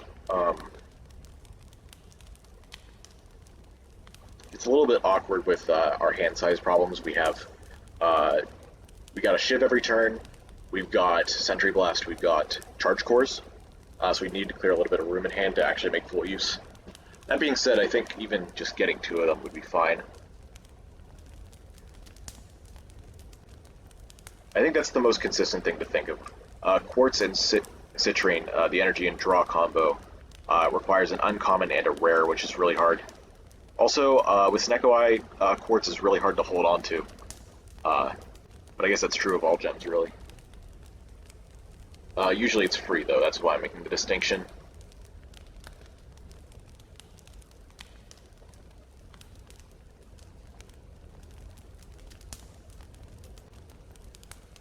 Also, Accelerate, which we don't really care about. There's also Brace, which we're skipping for sure. There's also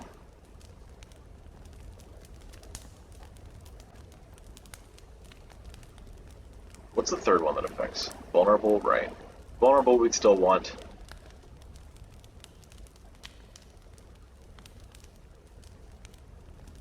Vulnerable, Shiv. Strength. Draw, Brace, Accelerate. We wouldn't want Onyx either.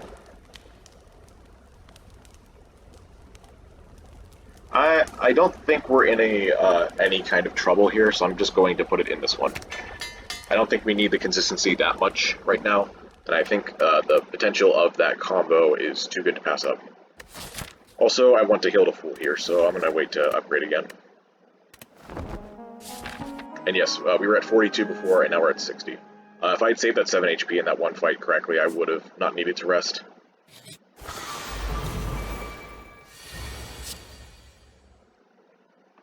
Right, we also have this vulnerable, so it's not as necessary. Do I want to do this now? Yeah, we have strength.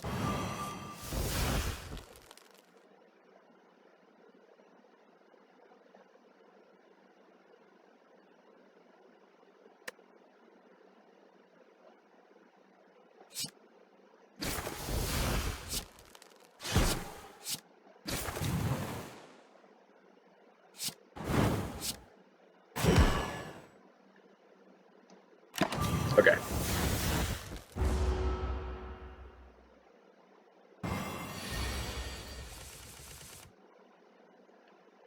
So, Prepare Crush is great here. Bubble Burst even is kind of good.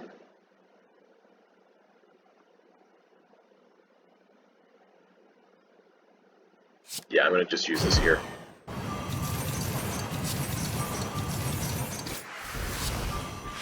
Of course, applying debuffs 3 times, 2 different debuffs 3 times, takes a while to animate. I don't want to play this because it puts another daze into the deck. This should be more than enough damage, right? Yeah. Okay. Easy fight. Another shield charger, this time it says plus, I will take that. Walker Claw is also tempting, but right now we need defense more than offense. And we can find more ways to gain attacks. We already have a bunch.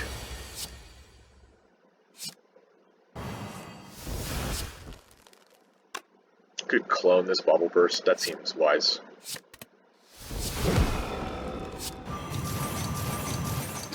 One times 2.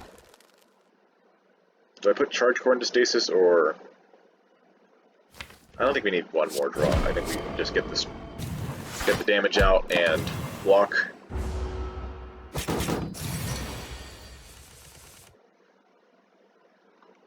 Alright, we can get some block here.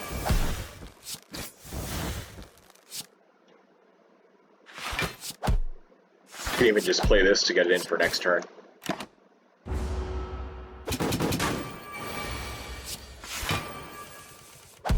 Oh, it didn't even matter. Guria, that's awesome.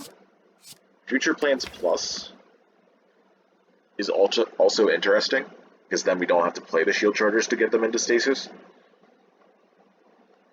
Also, we can just get bad cards out of our draw, or out of our hand, such as Strikes and Defends that cost too much. It's innate already. About to hit a few more fights, so it could end up hurting a little bit. What's our Act 2 boss? It's Ironclad, right? Yeah. Okay, I think this is still worth taking.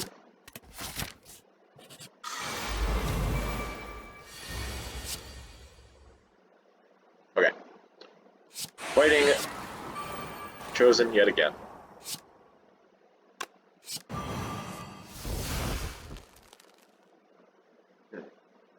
Not the best draw.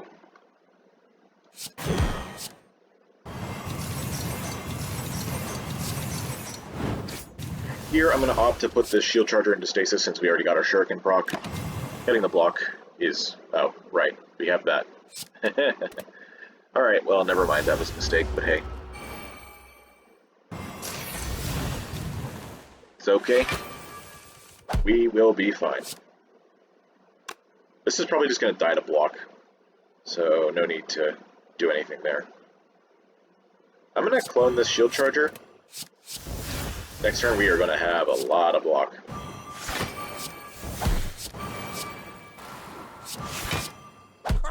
Yeah, there it goes. 32? Actually 42, because we're going into defensive. Because we braced for way too much.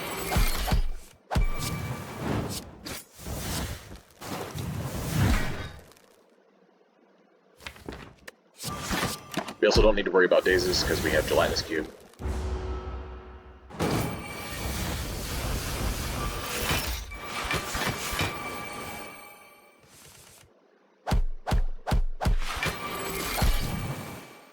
thing is doing a lot of damage. If you play the modded version of this instead of the standalone, oh my gosh. If you play the modded version on the Steam Workshop instead of the standalone version like I'm doing, there are mods called Relic Stats and an extension for Downfall Relics that will keep track of how much your relics are doing. It can keep track of things like what your average cost of SNECKO cards are, how many of each cost were rolled, also how much damage prickly shields were doing. I think that would be a cool metric here. How much brace you got from Miller's Lordly Plate, I guess, would be a thing. Yeah, all that kind of stuff. Charge Up is interesting here, of course, because it's another thing like Shield Charger. It's randomized cost, which means that you get more benefit on average. This Quartz, though, is 1/2 of what we need for the strong Bubble Burst combo, and we have a rare reward coming up eventually. I'm willing to risk this.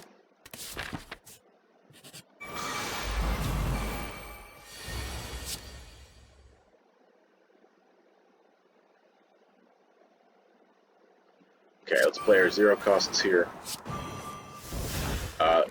This Bobble Burst, though, is doing very well. I feel like I've been drawing this first every time. It's definitely a lucky thing.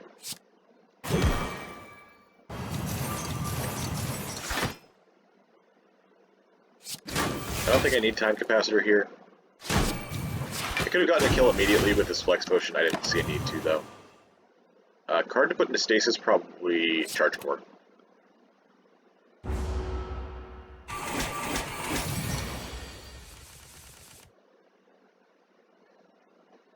It's doing damage again.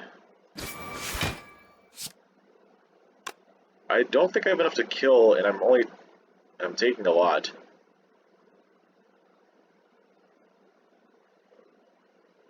Thankfully, since this is doubled, I didn't screw up. 20 Vigor? Actually, I could just kill with that instead, since I don't have any multi-attacks. I think this is a better use.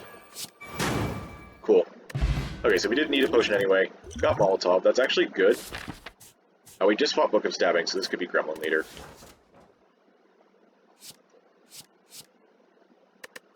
Roll attack? For more brace? I think we have enough for now. I don't think we need to take a common attack, even if it costs 2 and does a lot of damage. Definitely tempting, though. Okay, max HP, and then not max HP Slavers. So slightly less max HP Slavers. This potion is so slow. Alright, draw me a good card, please. I guess that counts.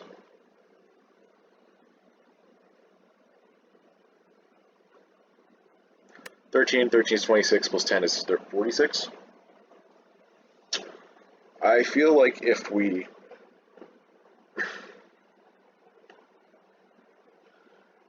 want to save some HP right now, I think this would be a good use of our Flex Potion. This would be 25. Yeah, that would be more than enough to kill that back one. And I could save some HP by killing that. I guess this also saves HP by being able to play it. Oh wait, I play this and do this? Yeah. I was thinking this because of that for some reason. This box for 5 less, we get Shield Charger into play. Well, I know what I'm doing with this so far.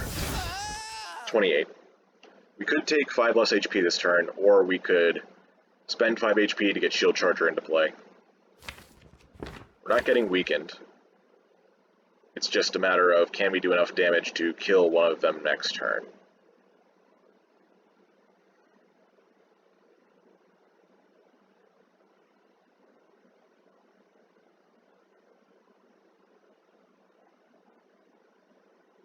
I think I'm willing to take the 5.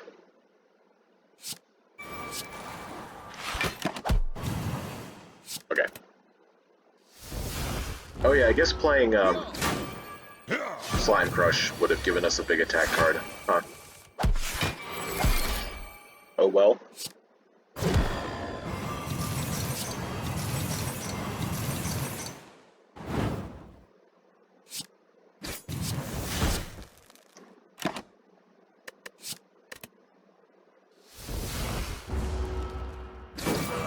I also forgot that there was Curl Up Plus in the draw.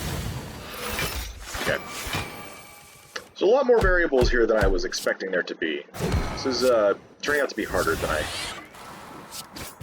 was expecting. So I'm making more mistakes than usual. Maybe this is just an off day, you know? Sometimes that happens.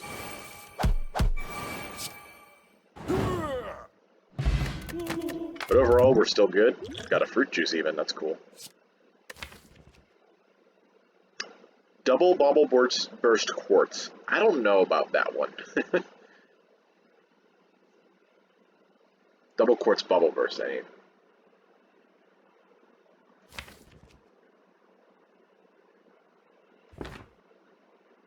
Ancient Construct is kind of funny with SNECKO. We don't have any way to use it right now.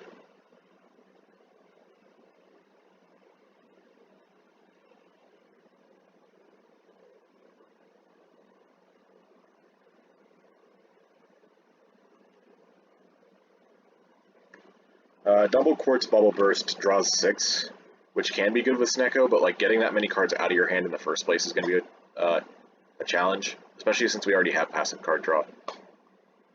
Man, that sucks. I did actually want to take another one. I don't think it's even good in Twin Slam because it still has that cost problem. Like even if we found 2 Citrines, I would still be hesitant to say it was worth it. Because the chances are just so low. Oh, we got Wing Boots, that's right. Okay. Act 3 is going to take a lot of thinking. Alright, let's get our 0 costs in here. I can knock down the bird immediately, that's great. I think I will, in fact.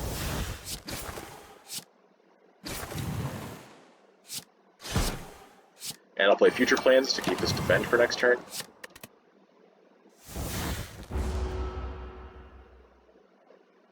Oh, this is 10 max HP, I just realized, because of Sacred Bark. That's cool.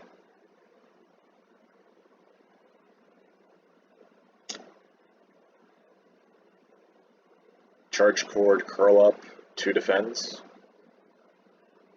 Yeah, okay. This is obviously going in, so I'm just going to do that now. Then something else goes in, I guess a strike. We want that out soon so that we can get the kill by the time it's time. Oh, that put us in defensive, that's great. Awesome.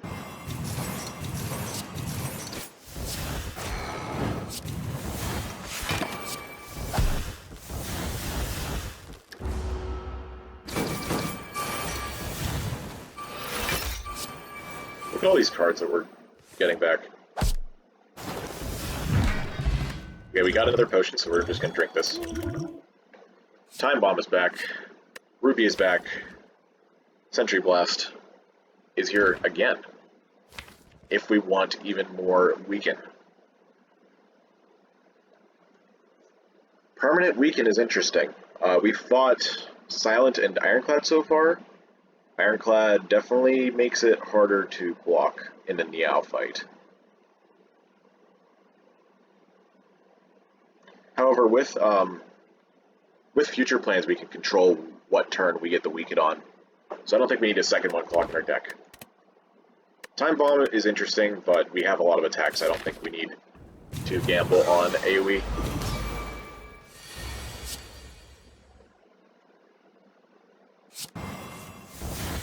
That's a lot of damage. Can't really block it. I could use Gambler's Brew, maybe? Oh wait, we have Bobble Burst, never mind. That helps. Minus 18 damage. Okay, great.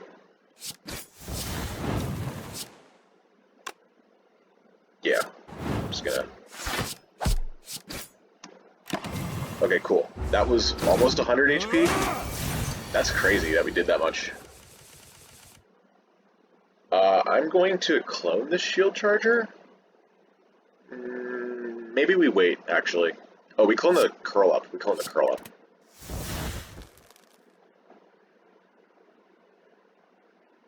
Curl Up's going to be really good for us to be able to go into defensive. I'm going to put that in so we get Weaken eventually. Can't put anything into stasis, so I'm just going to do that.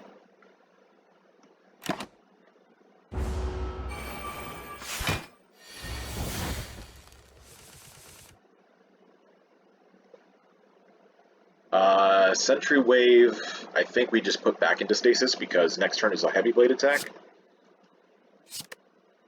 Yes. Also, quartz costs 0. Let's just throw that into the discard so we don't have to worry about it again. Also, I would like to kill one of these. Oh, wait, we have exactly enough? Okay, cool. We also have exactly enough to block. Ironclad will heal more, though.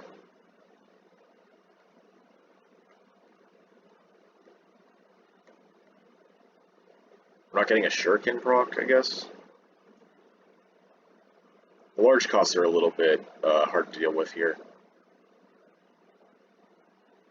I don't think we mind him healing.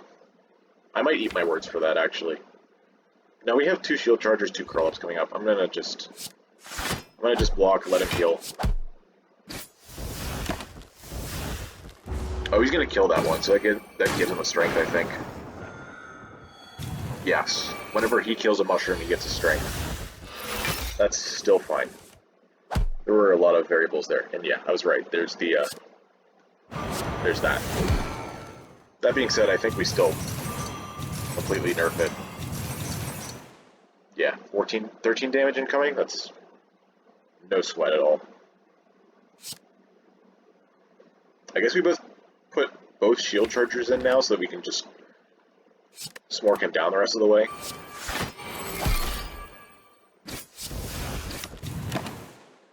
Oh, right, we don't have future plans in play. Okay, that's fine.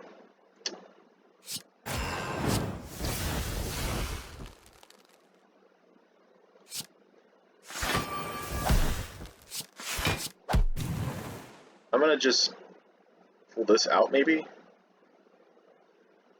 Maybe we pull future plans out. And now hopefully we'll have enough block and damage for the rest of the fight. Which should be over soon.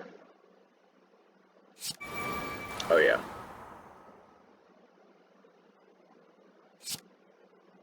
Let's get rid of this. Let's do some more damage. Right, we gotta deal with that not being around.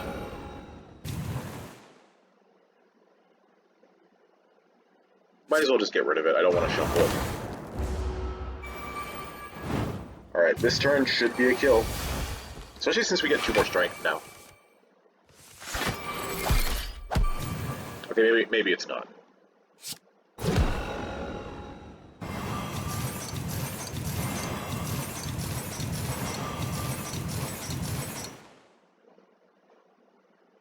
$38 incoming.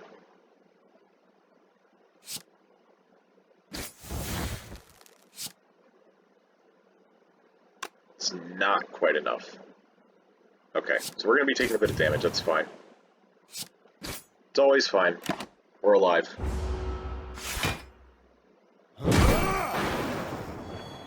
Enjoy your massive heal, I guess. Oh, right, vulnerable on the minions also affects his healing. Funny. Oh, for Pete's sake. I forgot this turn existed. Can we kill? 16 plus 22, that's 38. Yes, 2 plus 1 is 3, okay. Cool. This fight can get scary if you let it go on for too long, so I'm glad that we got out of it. I do not want Molotov anymore. Onyx. Not the rare gem I was hoping for. Stasis Strike exists?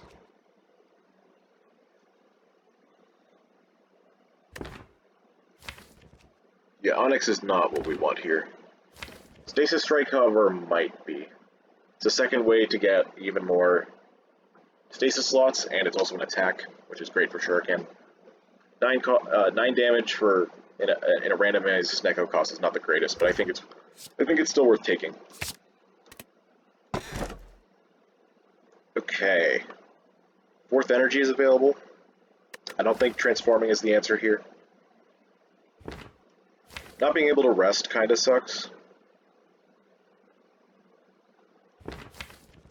Not being able to see enemy intents maybe sucks a bit less. A lot of our block is passive.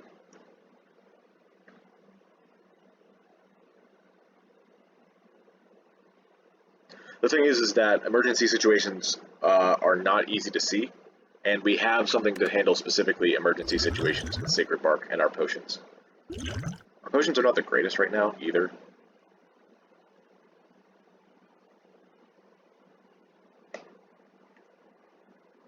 We've been resting a lot so far.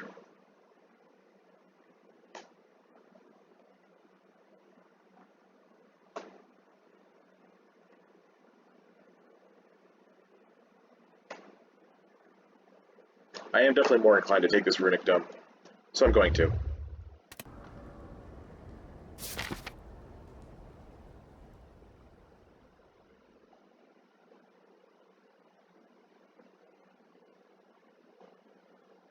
There is a 4 elite route. Crazy. The 4 elite route doesn't have merchants on it, though. Where are the merchants? They're all on the left. Wow. Technically, you could cross over here. It's not terrible.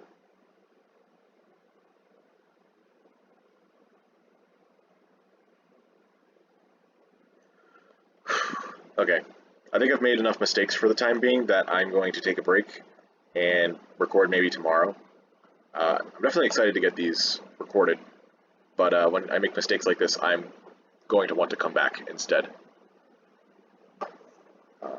So I'm going to come back with a fresh mind in just a second. And we're back. I have properly reviewed everything since I took a break. I'm ready to get back into this. A couple things to keep in mind here. Well, I guess mostly just we have a Guria that we would like to lift out a few times. So looking for campfire seems like a good idea. All the shops are on the left side of the act, so I think we're probably just going to go that way. About elites, though.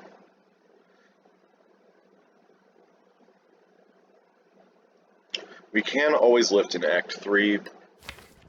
Sorry, Act 4. This is Act 3. I want to upgrade Bobble Burst. That should be the last one I need, really. Clone would be nice, Sentry Blast would be nice, but we can forego those if we want to lift instead.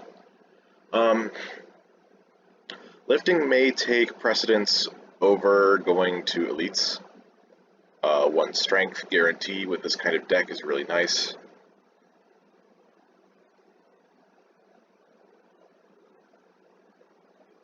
So we're upgrading at the first fire, which means we need 2 campfires this act, and the 1 next act, at the very least.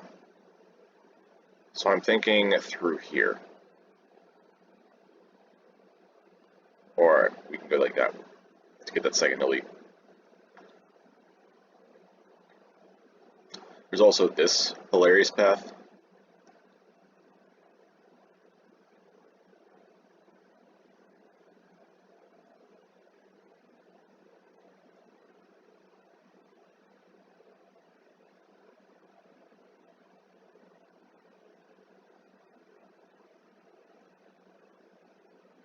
And I do want to try and kill the merchants, so let's go through here like we were doing before. Oh wait, I have wing boots too. Ooh, that makes things different. Definitely makes things different here. Just by how much is the question. A lot of these hotspots are on the same floor. Like all of these are campfires and elites. All of these are campfires and elites. There's campfire and elite all on this floor too. So I don't even know if we'll be able to jump, really. I guess we just use it if we have to. This isn't a great opportunity to do a lot of jumping. Yeah, it's kind of sad. Just unused wing boots. Maybe I could use it to go through some events. Yeah, I could start over here and jump over here.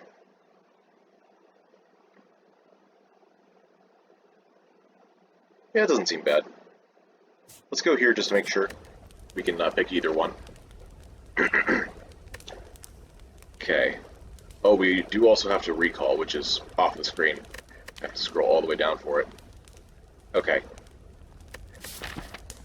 Recall and upgrade. That means we want all these, then?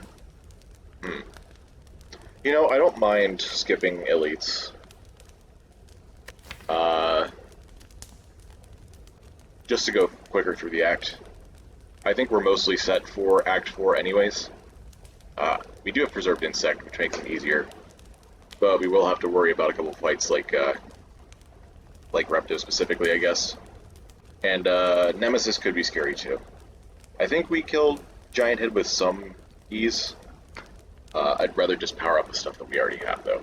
So, first things first, I know that I talked before about how drawing cards with SNECKO is not the greatest in my opinion. However, I have had times where this particular combo is fine, even with the 2 cost. At the very least, you can put it into stasis as a 0 cost, and that solves some of the problems. And, you know, being able to build into the potential citrine could turn out very good for us. So I think I am just going to put that in now so I don't have to deal with it anymore. And we're going to break the keys here. And we're going to upgrade Bubble Burst. And hopefully we get another good gem for it. Okay, our first flight is going to be from a question mark to that. Grimforge.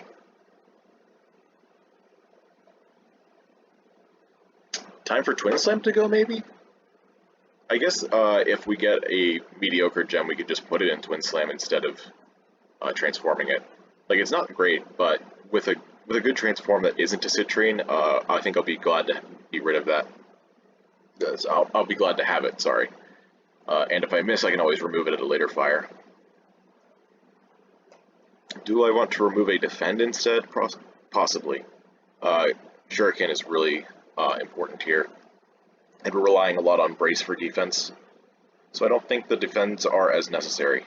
Although we do now have a green key, so they're slightly better than usual. I think I am going to transform a defend. Okay, we got a ruby. I think we do just want to put that in Twin Slam. 6 strength is a thing, I guess, but it's temporary, and I'd rather have a better gem for Bubble Burst. I could actually use this ruby to get rid of Twin Slam. Add ruby to Twin Slam.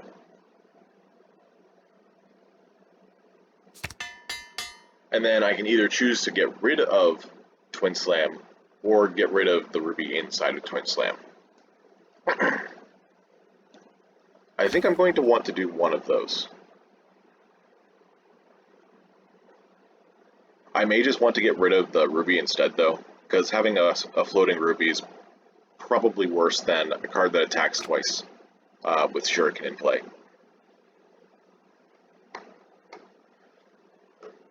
Yeah, I'm just going to remove the gem. Destroy all gems in a socketed card.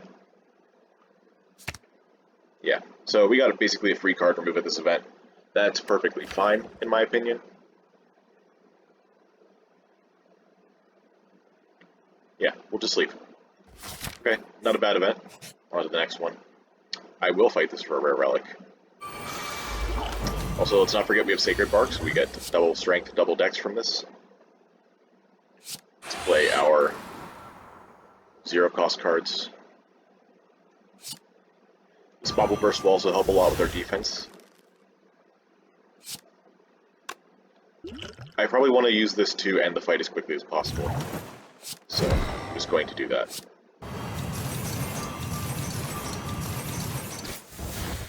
Okay. I could also draw 3 here. But I have a defend. And this strength is not temporary. Well, I guess we have 3 times strength for mutagens.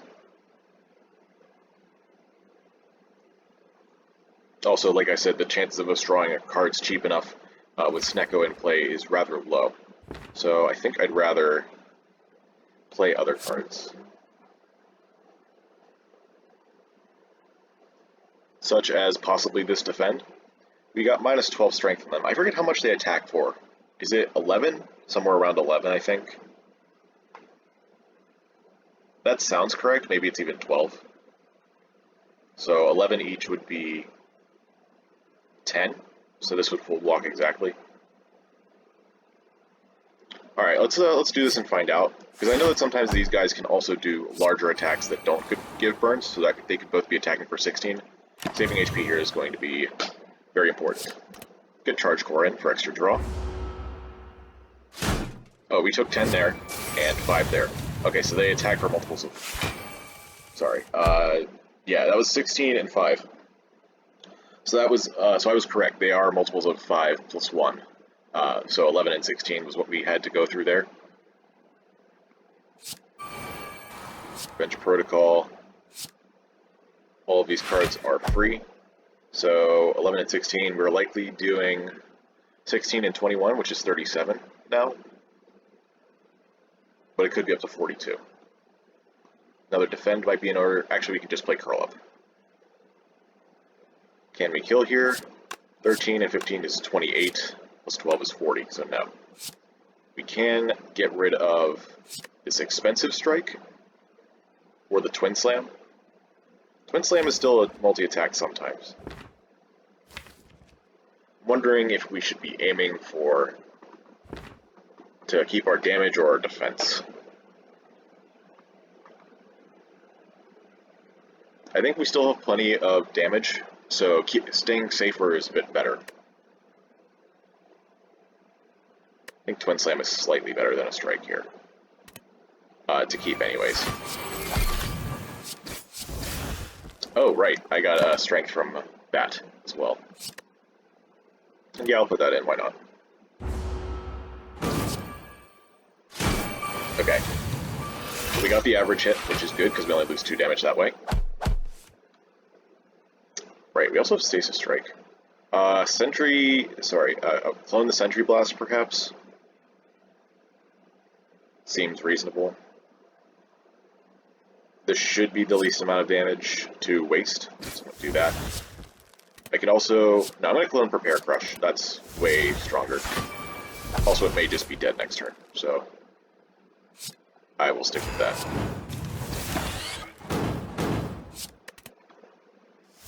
Yeah, this deck attacks pretty fast for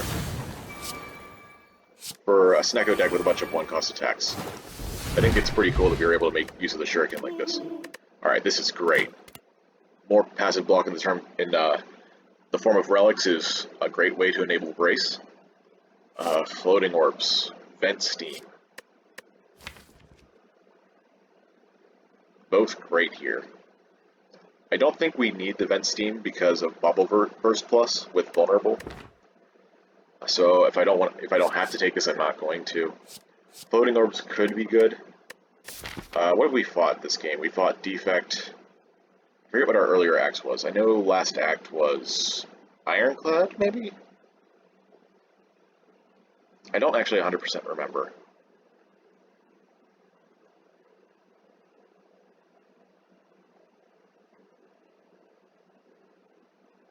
I want to say it was Silent Ironclad. So we'd have to deal with Thorns. This is probably something I should write down for future episodes if I'm going to be taking breaks. Knowing which bosses are in the game or for Act 4 is really important. I think with how much strength we're generating, I don't think I can pass up Floating Orbs, though. With Shuriken and Sharpened Fragment, and also eventually Guria, it's going to be a lot of damage.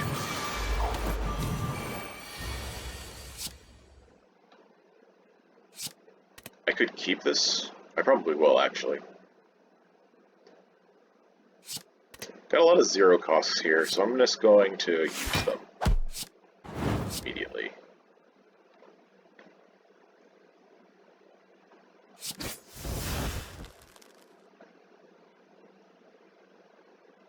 Future Plan seems like a good idea as well. In fact, I'm going to put Stasis Strike in for extra damage. And hopefully this turn we will have enough block. Looks like we will be dealing with a 25 damage attack since Merchant has 3 strength on top of their 2 base.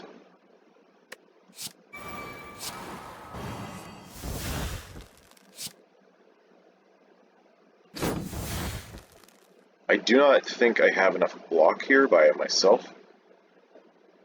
We have Curl Up for 13 brace since we have Baylor's Lordly Plate, but no other brace in hand. So I'm going to play Bobble Burst for 3 draw and see what we get. No more brace. Okay, we're going to be playing our defense then.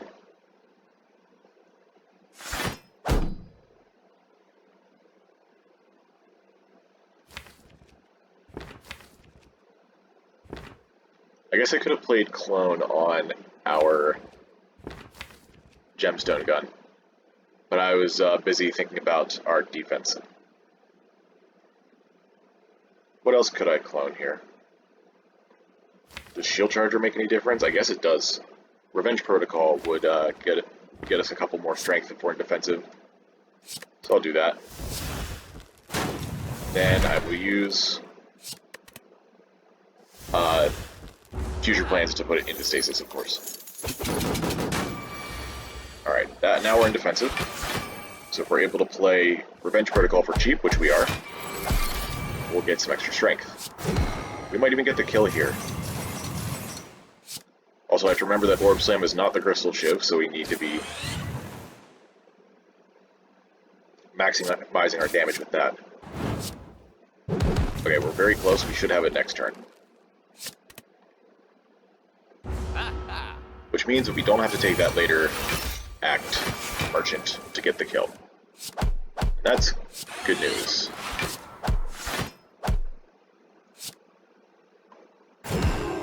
Great. Okay, that went a little bit better than I was expecting, actually. I didn't realize how fast we were able to accelerate our damage, but that's awesome. Okay, so there's that Aquamarine that I could have taken earlier for Bobble Burst. I still can if I want. It would be 12 block, 4 block with the dex from our Heart Blessing, and of course 3 wards. I think we're still looking for better though. I don't think it's Sapphire either, even though we have Balor's Lordly Plate. It would be 12 brace, a little bit more than usual. Maybe not actually the worst thing. I think we still skip. What do we got in our shop? Citrine? We did it. Wow. How about that? I could absolutely just buy that here. Bag of Prep is also here. Card remove is always great. Amethyst is another consideration. Even Floating Orbs to a certain extent. Floating Orbs might just be overkill. Citrine, I don't usually like paying full price for a rare card. And you know, Citrine as a gain 1 energy rare is pretty expensive usually. But I might just buy it here so that I don't have to, you know, risk trying to find it for the rest of the act and then just not getting it. Rare cards, specific rare cards especially, are not easy to find. One thing to keep in mind, of course, is having enough gold by our last campfire to break our key, so we need 100 by then.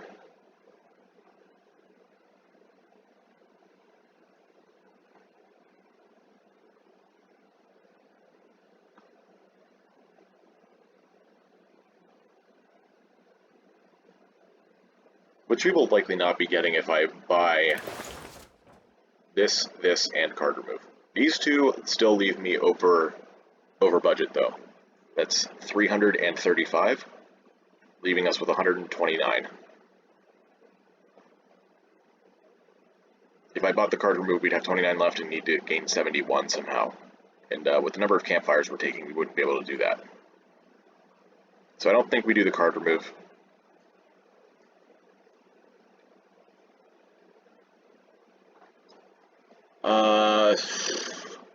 Actually, maybe we don't do Bag of Prep. Because I have Gemstone Gun and the Shiv, we'll be drawing 9 on turn 1 already. So Bag of Prep would only be 1 extra card. And with SNECKO, it's a little bit worse than usual.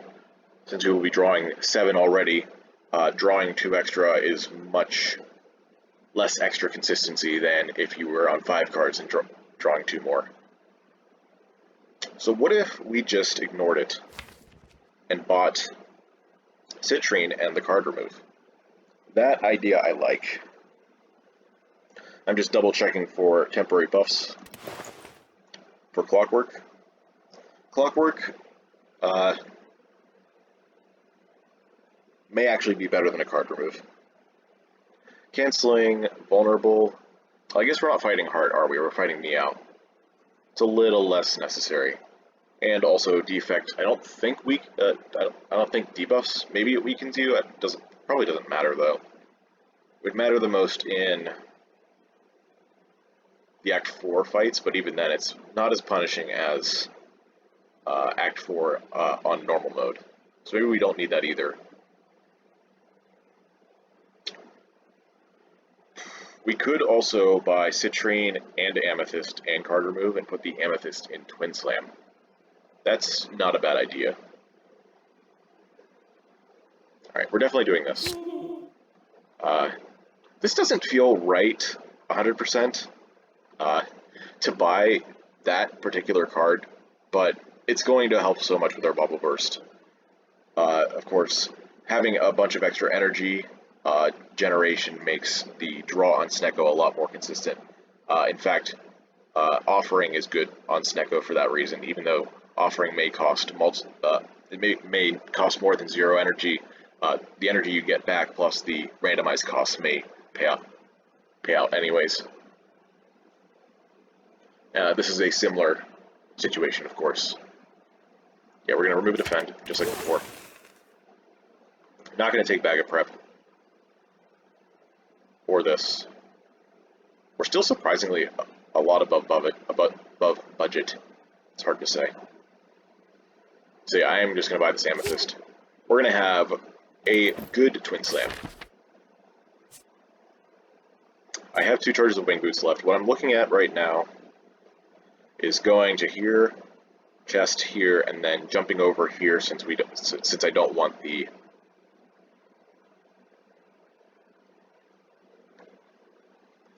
shop, and then from there we'll go down this way. So we'll have 1 Wing Boot charge left after that, and then maybe I could just jump to that last question mark. It's our 3 lifts, and we get an upgrade on a card of our choice. At this point, it's probably too late to upgrade Twin Slam to put another gem in. You never know, but I think it's probably better not to risk it at this point. I would upgrade something else. What would I upgrade here? I was talking about an upgrade earlier. Sentry Blast, maybe? I don't think that's it, though. Shield Charger? What was I looking to upgrade before? We have Curl Up upgraded already. Twin Slam? No. Neither of the Charge Cores. Shield Charger? Maybe. Sentry Blast? Probably not, actually. Like, even though the 3 brace is cool, it's still every other turn, so it's very little benefit. Clone, that was the one. I can't believe I just glossed over that. Clone is absolutely a good upgrade here. So yeah, we get our 3 lifts this act, and an upgrade next act. So let's just jump right now. Or, no? No, we're staying on this path, right? Okay. Double checking is important. Don't want to confuse yourself out of what you were originally going to do. Alright, this hand is not great, and we're facing Darklings. That being said, we might be able to go into defensive if we allow ourselves to get hit. I don't think they can do a multi-attack on turn 1. I forget how much they do attack for. I think we would definitely want to play this on something. Probably the Charge Core. Draw more cards every turn. I think they can attack anywhere from 8 to 11. Maybe even 7, but we have that covered since we have Baylor's Lordly Plate. I would like to go into defensive next turn. So let's get this one down a little bit. Take our damage. 10 damage, okay. And 9, okay. Definitely worth to go into defensive here. Play our 0 costs.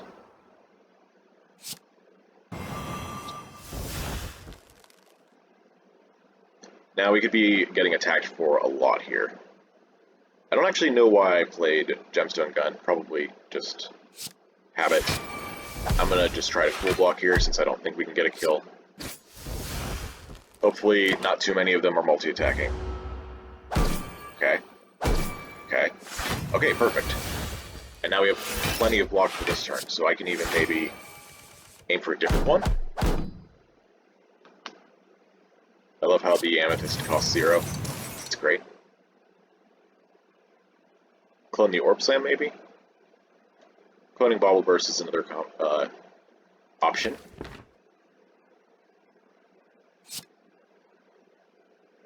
Yeah, let's do that for defensive purposes. This one just buffed, so we want to get rid of its strength.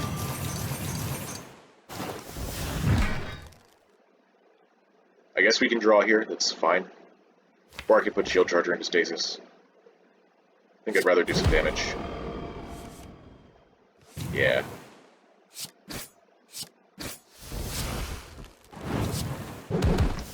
Okay. And then after this we should get our win.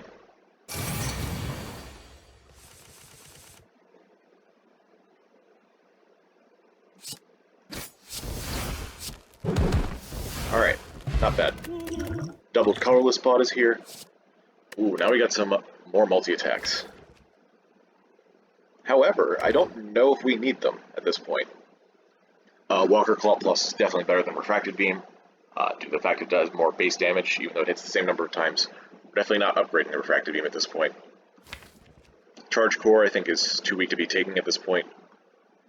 The two that we have are great, or okay, I guess. Not wanting to take another one, though. I'm going to opt to say that we don't need the Walker Claw. And we're just going to keep going. Alright, let's get these gems into their proper sockets. The Super Adrenaline is here. And the Small Piercing Whale is here. Now, one thing to keep in mind, and it's the same reason I took the Runic Dome, is that we might need to rest at some point. So taking all of these campfires is actually still good for that in particular. I'm just realizing that we could also jump over here to the question mark instead of taking the fight. That, I think, is also great.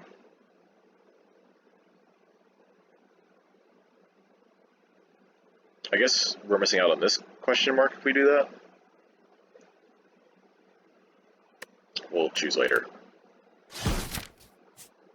Alright, give us a... Oh, I got a recall too. Okay, right. I'll do that the next fire. That's good, I guess.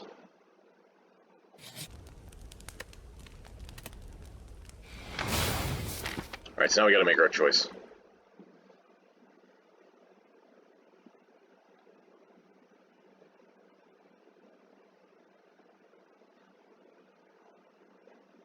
Well, you know what? I might just skip this elite entirely. Yeah, we'll jump here and then jump back over here and go this way.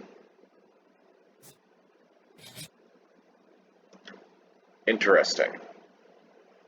Boss cards. I gotta go through my mind what each of those are again. We've got Slime Boss's Slime Crush, which would be great. I would definitely take that as an 11 block card with the Slime Crush attached. And even just the next turn energy is great. Then you have Hexaghost Hexaburn, which actually scales quite well with our build. It scales with strength and hits 6 times random enemies. We have ways to scale strength and get base strength, which is all great. We might not need it. I might end up taking it anyways if I think about it more. Champ, we're not going to take because we have SNECKO Eye and that cleanses that debuff.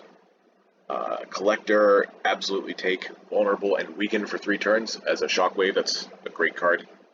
Automaton, we don't need an Automa Beam at this point. Awaken I would take.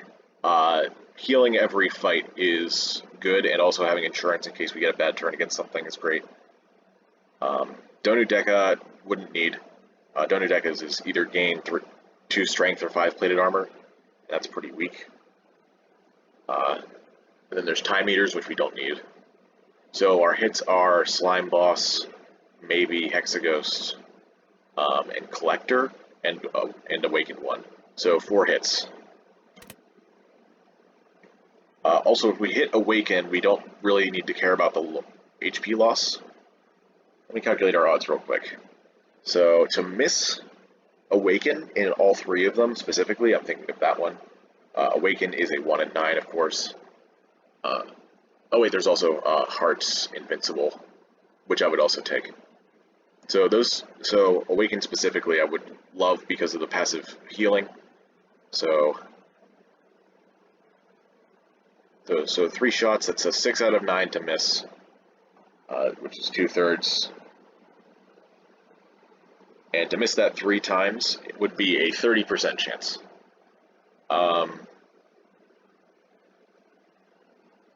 Okay. If we also factor in the other big defensive card, Invincible, that's a 7 and 9 times 6 and 8 times 5 and 7. It's a 5 and 12 to miss. And then 3 times would be 7%. Okay. I'm going to take 3 boss cards because I think that we'll get at least one of those cards in these 3 hits. So let's see what we get. Okay, there's Prepare Crush and Hexaburn. I think we're absolutely taking Prepare Crush out of this unless we get something really crazy. You Are Mine is here, that's great. That's over these 2. And we got Awaken. Okay, so those are our 3 cards. Awaken, You Are Mine, Prepare Crush. Easy peasy. And if you want to read this flavor text for Slime Boss, you can pause the video.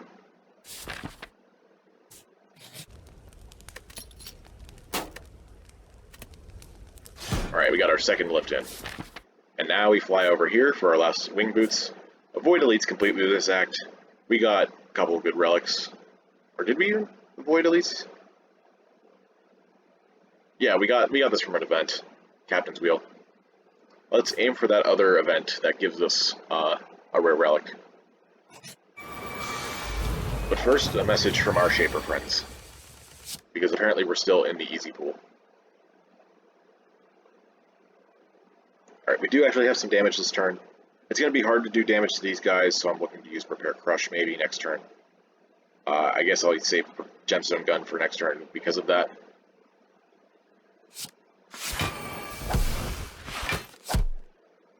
Okay, that kills this exactly, that's great. Except we're going to be attacking 3 times anyway. So let's... Right, I had 2 energy, not 3. You know what, I don't want to put either of those in. Actually, maybe Time Capacitor.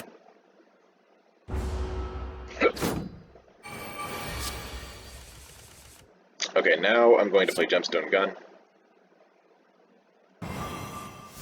9 Thorns is no big deal. Okay. 58, actually. Oh, right, I have a ton of extra strength. Okay. This guy just attacked. I don't think it can attack again.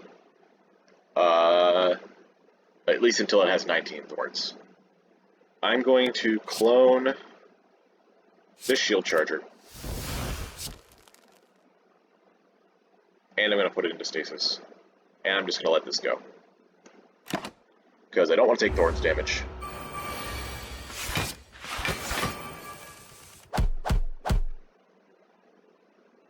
And now we have 44 block because I'm crazy.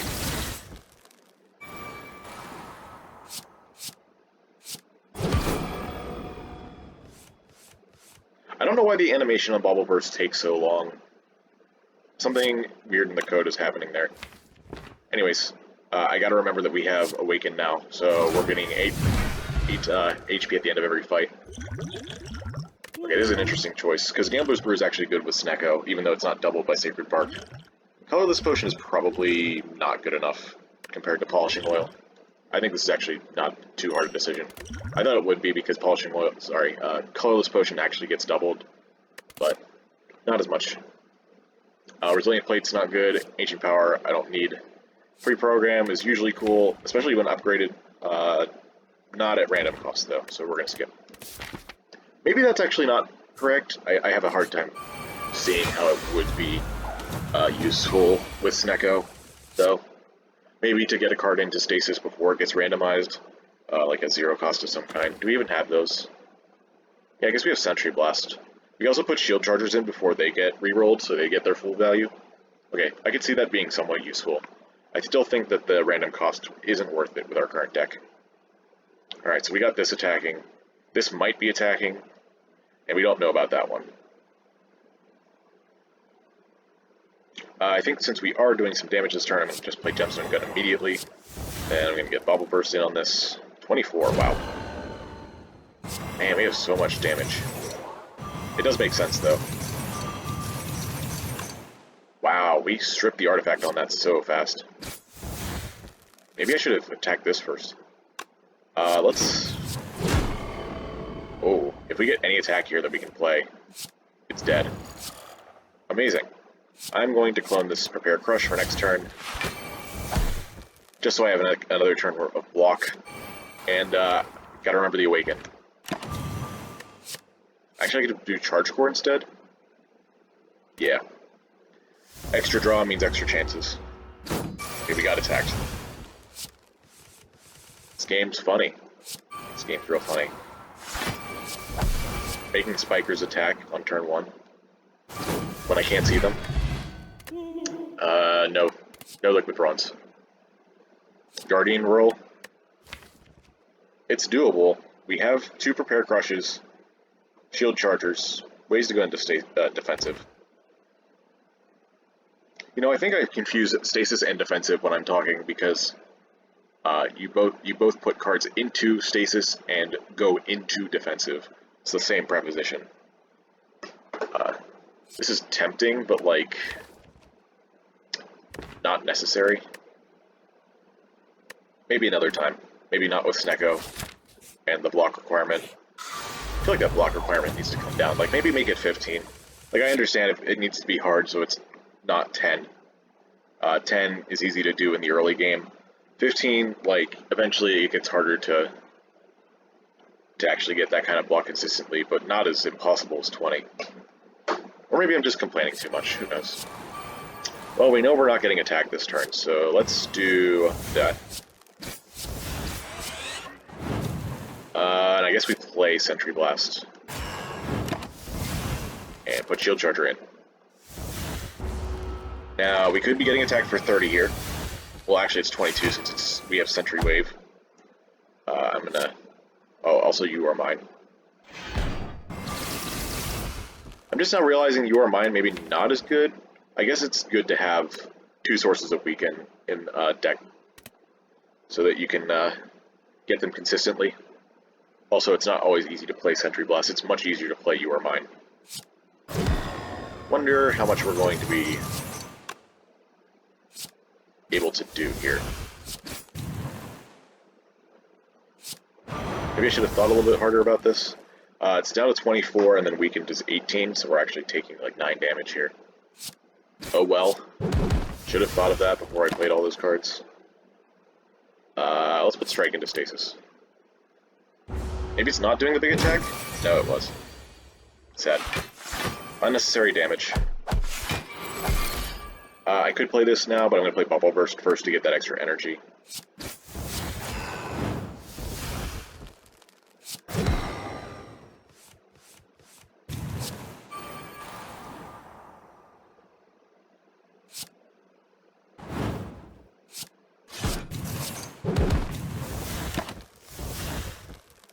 It's almost dead. It's only turn 3.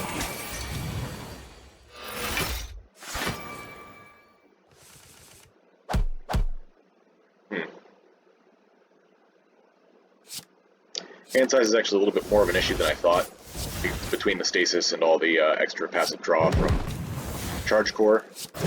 That's okay. Another Sentry Blast is not needed. We don't need these either. Alright, give me a good event, please. Really? 2 events in a row and they're all fights. Whatever. Alright, first attack is 40. That shouldn't be too bad.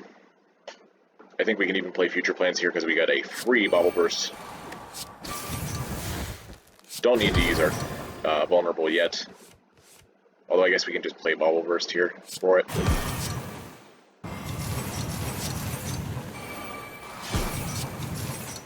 We're at 68, that's fine. I'm going to put Prepare Crush into stasis. We get it back next turn.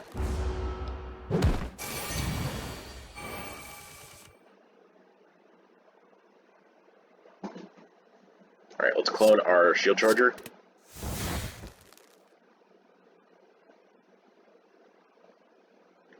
This time I am going to play this, because we don't have very much damage in hand.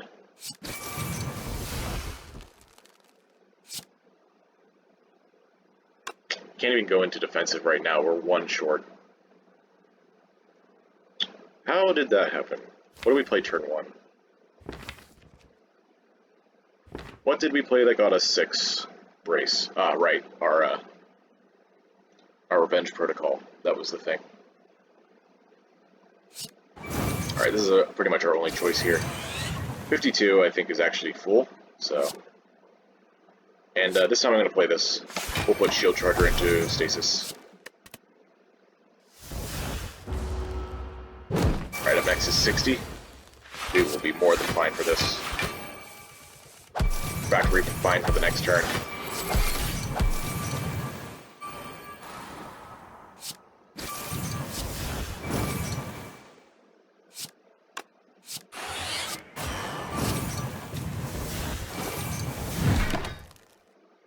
Get rid of strike this time.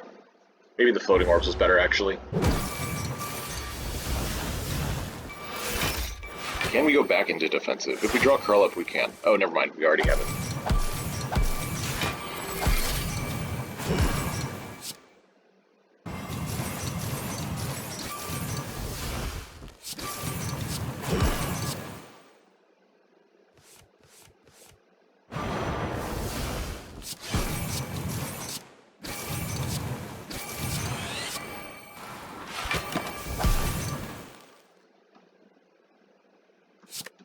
Want to keep that for our last turn when we're not in defensive anymore.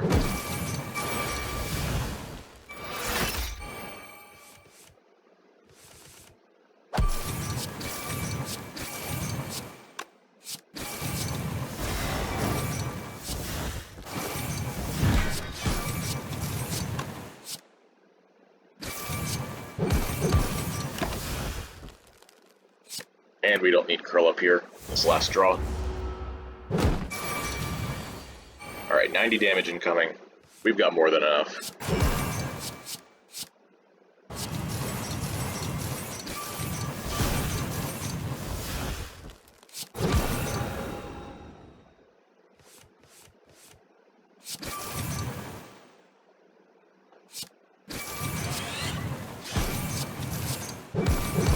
Close to a kill, but not quite. Maybe if we'd gotten Orb Slam in earlier. Floating orbs, I mean. Alright, healed for another 8. We're almost back to full again, which is great. Giga Beam. Ooh. I mentioned earlier how we didn't need any AoE cards going into Act 4. Or especially because we're not fighting Reptomancer. Giga Beam's hard to pass up. It would probably need an upgrade in order to be actually effective against the Act 4 elites, and then it would be bad in Meow. So I think we just skip it. Alright, our final fight is another Darkwing fight.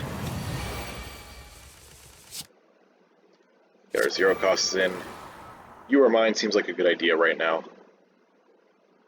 I do think we want to look for some kind of defense, so I'm going to play Jetstone Gun. Well, that's some kind of defense for sure. And of course we don't know who's attacking, so we should just aim for the one with the lowest HP in case it has the highest attack. That one buffed, that one buffed, they all buffed, that's great. At least we can take out one right now. This is 57. Okay, so we need to do 13 damage there. Doable.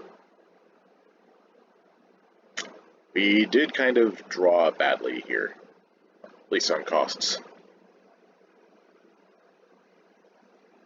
This is 14.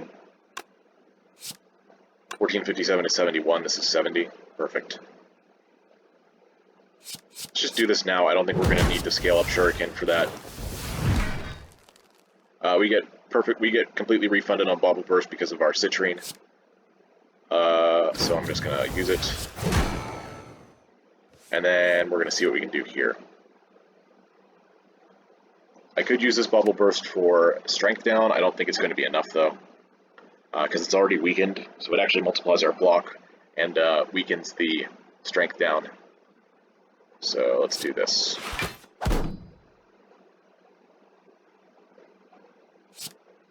And I'm going to clone the charge core. Alright, how much are you attacking for? 3? Well, 9 technically. Alright, let's get this kill. Yeah, we got it. We have so much strength.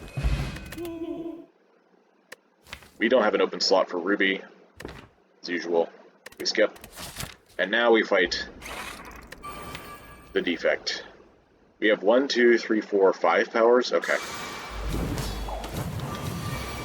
As long as we avoid playing our powers on the first cycle, we should be fine. Yeah, we'll be good. Do I want to use Gemstone Gun immediately?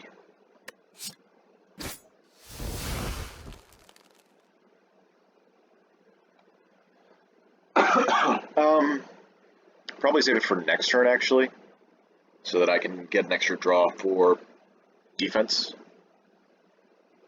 Let's do this right now. Clone. Clone the shield charger? I could clone Gemstone Gun or Power. I think this is a better idea.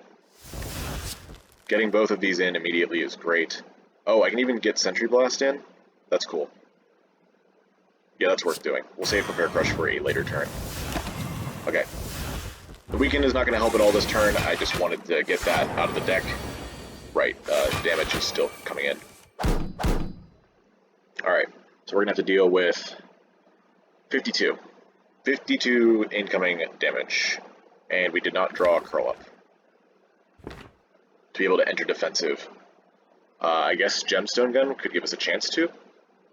Oh yeah, Bubble Burst also doesn't do anything against these orbs, so we're on our own. We got You Are Mine, okay. Remove all the block, that's cool. We still have Prepare Crush and Defend here, so I'm going to play them. We block 39 out of the 52. That's acceptable. In fact, we'll be going into defensive before this last thing hits, so we'll be taking only 9 damage here. That's definitely acceptable. We can afford to wait on the shield charger, I think. Because we're going into defensive, we can save it for a turn where it does more damage. We'll just play our damage now. I guess I could have optimized there a little bit, but I guess it was already optimized. Alright.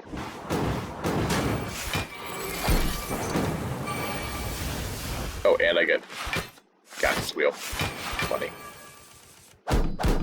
Alright, now we don't have to worry about focus as much, so let's get our Revenge Protocol in play.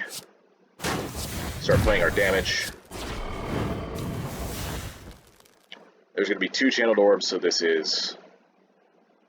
Why does it still say 6 each? You're weakened.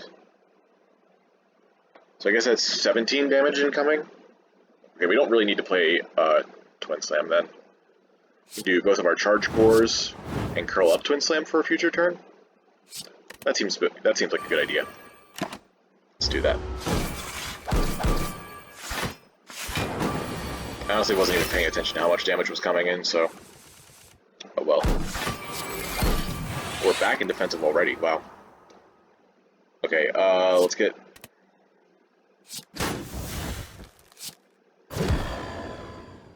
Let's get Floating Orbs in play next. We drew Shield Charger again at 0. We don't need to play Prepare Crush, so I'm not going to. I can play Future Plans now, though.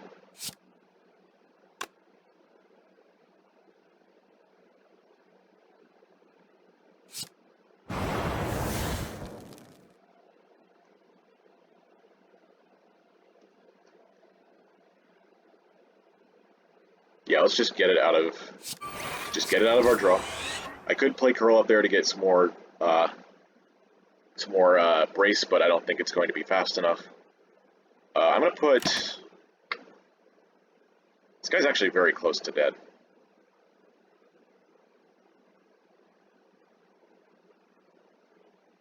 I'll put Prepare Crush into stasis, because by the time it comes out, it will be the right turn for block.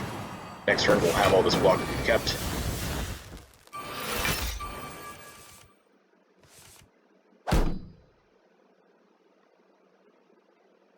Get that in. Get some more damage.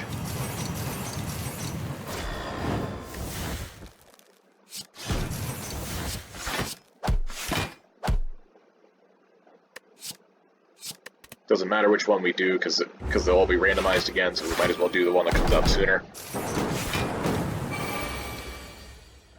Alright, now we got the multicast turn again. So...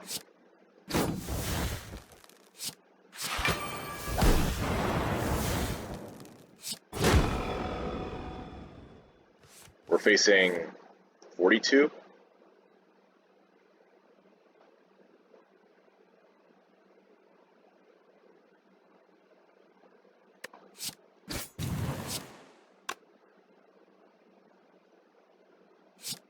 $20, $36,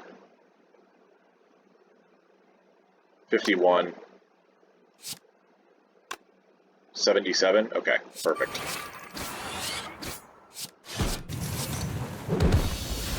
Great. Now we've got our heal going into the next fight. Alright.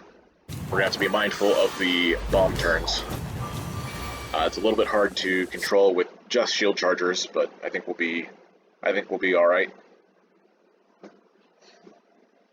This bubble burst is going to be very useful for cleansing all of the artifact. We could just settle for Gemstone Gun this turn. That way I could play Future Plans and Clone on Shield Charger. Seems like a good idea.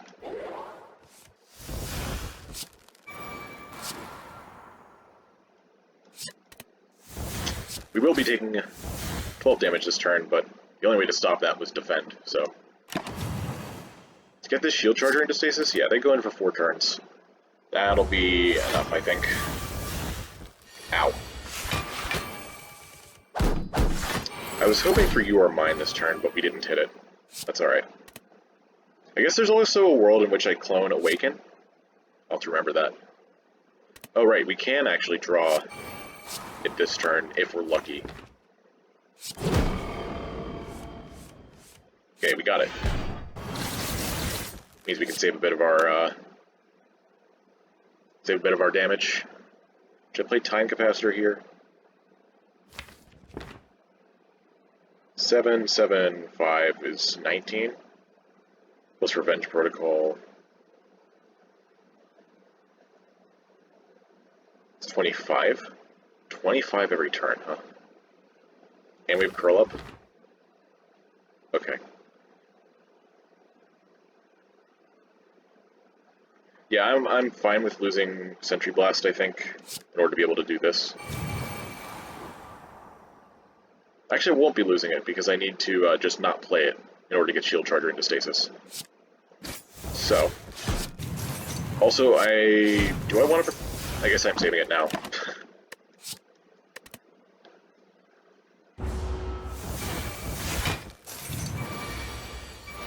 Ooh.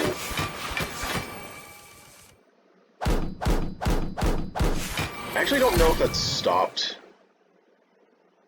the debuff from my my negative strength. It looks like it did. Like, I thought I saw something proc there, but 4 strength I'm pretty sure is what he had in the first place.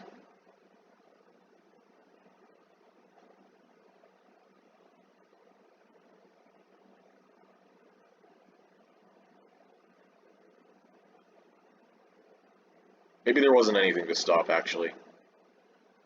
Alright. You know, I'm just going to play this Prepare Crush because it's free. It's going to be a lot of damage next turn. Also, I want to play this Curl Up so we go back into defensive fast enough. Play the defend. Alright. Going back into defensive again, I think. It's only 25 though. We're one short? Please give me curl up again. It's not curl up. I guess we'll be going back next turn, so it's not too bad.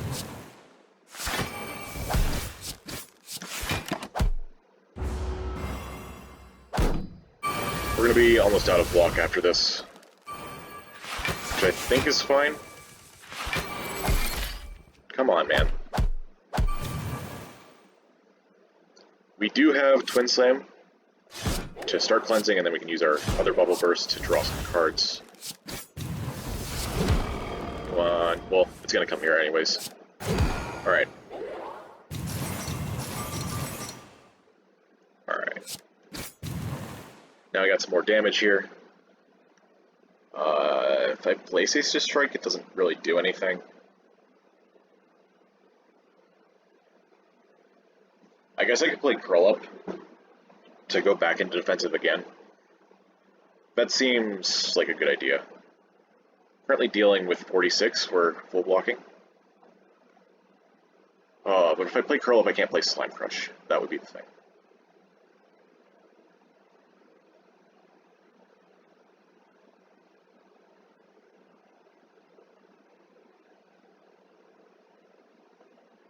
We probably have to just deal with that, so that I can stay in defensive. And then, what do I curl up here? We want to end this fast, so I think we curl up on Charge Core.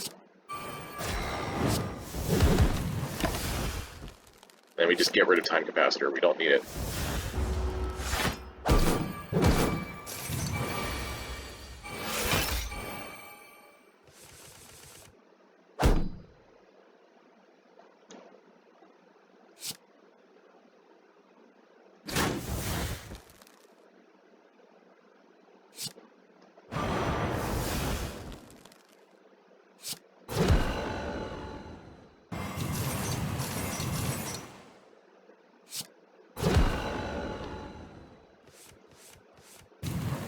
Okay, never mind, we're just going to kill here. Great.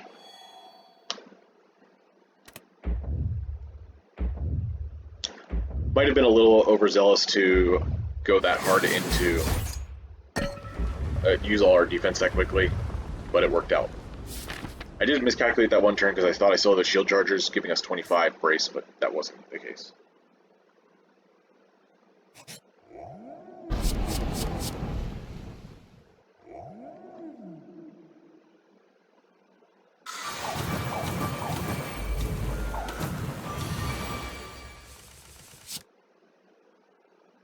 Okay, we don't know how much these guys are attacking for, but what I do know is that this is the only turn where they are capable of all three of them attacking. It was patched out earlier this year, so that on any turn except the first, there would always be one defending completely. Otherwise, it's fair game. So they could all be attacking here. I just don't know. I'm going to be using Bubble Burst this turn, as well as Gemstone Gun, to find a card that can defend for us. Who am I going for first here? Likely Ironclad or Defect. Silent definitely wants to be last here because of the Thorns.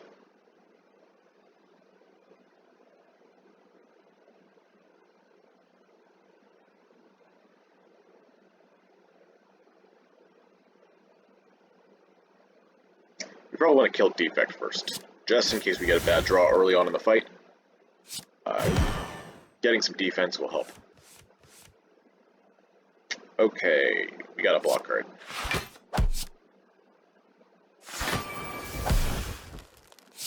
We got a couple block cards. This is going to be great, actually. Now, how much can they attack for again? I think it's 9? Right, because it's like... Because they play like a combination of 2 strikes or defends. So it could be strike, strike, strike, defend, or defend, defend. And they have 3 strength. All that flavor is taken into account. So they could be attacking for 54 right now. 45 or even 36 is likely. So I think I use our polishing oil here. just in case. Also, it's worth noting that going to defensive for 2 turns doesn't actually give us block twice, it's just we just get the block that turn. I guess Gambler's Brew was also an option. Okay, that's 1 attack, 2 attacks. Okay, 3 damage. That's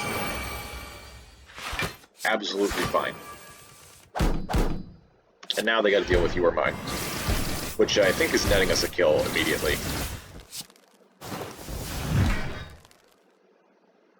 I have to play Flawed, though?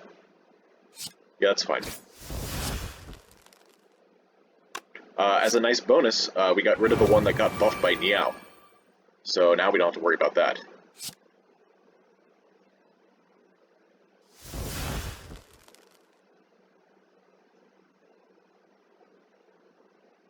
Yeah, let's do this. And then we're killing Silent last, so I'm going to weaken her. Alright, great.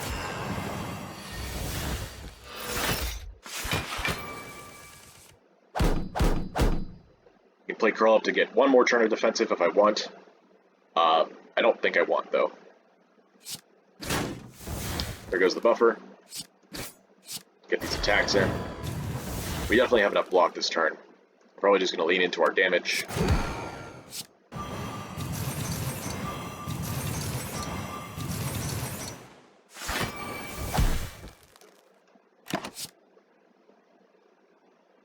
What do we not want here?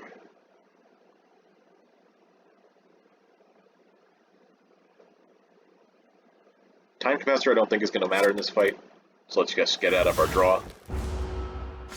We got 2 cards coming out in 1 turn, so we should be fine.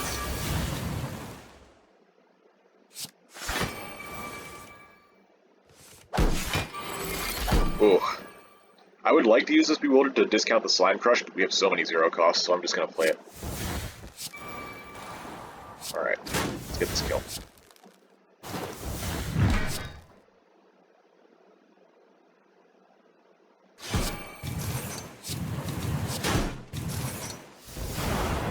Alright, hit me. I don't think the Curl Up is going to be relevant anymore, so let's get rid of that. Repulsor would be nice. Alright, now Silent is going to become intangible. But I think we just win. So we do so much damage right now.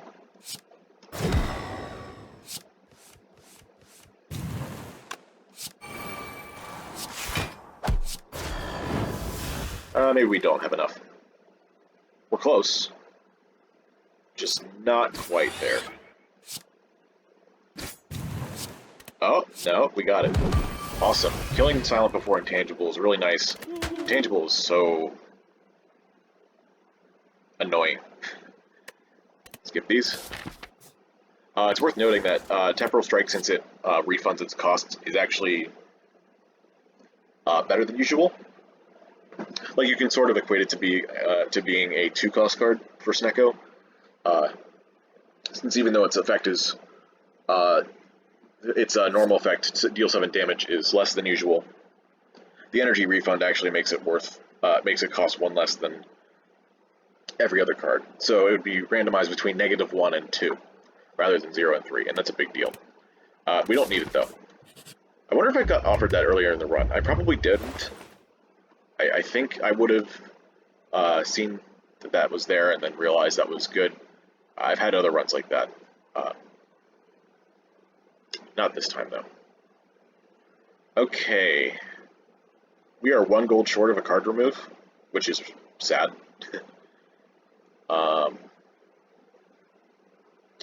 It's not really any good cards, except maybe Walker Claw.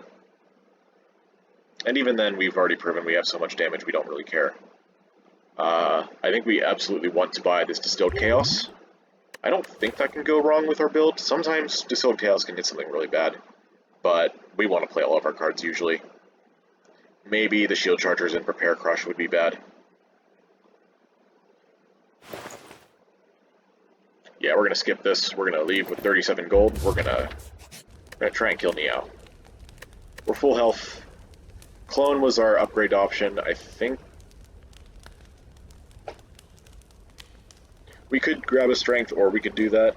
We have 6 strength already, and we have Shuriken, so maybe we just upgrade Clone. But you know what? The faster we kill this, the less we have to deal with Thorns. So, and I want to do Guria. I think either one will win this. So let's do it.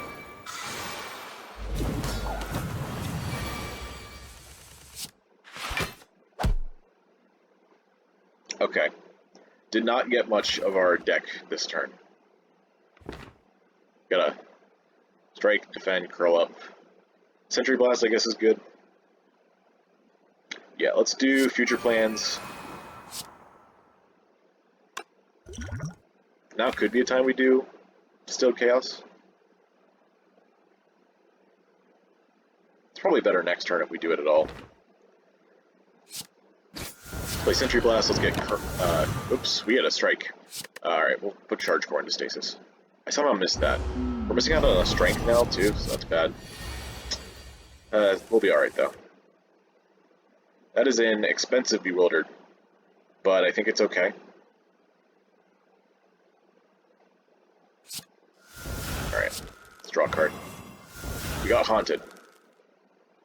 I was worried about drawing a curse there. It was mostly flawed, but we didn't have a flawed. Might as well put this into Stasis. Might as well play Prepare Crush for damage.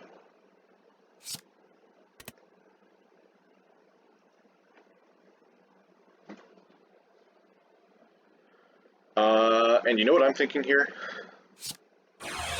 Thinking we do this, and then we put Clone into Stasis. Save that for a future turn where it will be useful.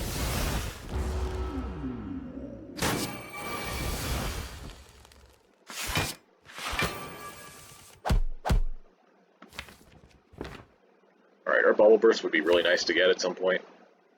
Just saying. I think now is the time to use the Distilled Chaos, though. We have, like, all good hits here. So let's do it. I don't think any of them draw cards. Yeah, we drew the Bubble Burst already. So what do we got? Strike. Alright, Strike, Shield Charger, Icky, You Are Mine. Great. Bubble Burst. Do we get Floating Orbs? We got Awaken. Okay. You know, most of those were good hits. Floating Orbs would have been nice, but we whiffed. Alright, let's get Revenge Protocol. Oh, right, we got Bubble Burst here. We'll be fine. And we had one too many cards. That's okay, though. Do we want to play Stasis Strike? I don't think we have to. So let's play our Slime Crush for damage. I don't think we want any of this stuff in defensive, into Stasis, I mean, so let's just get rid of Icky. Let's not have to redraw it.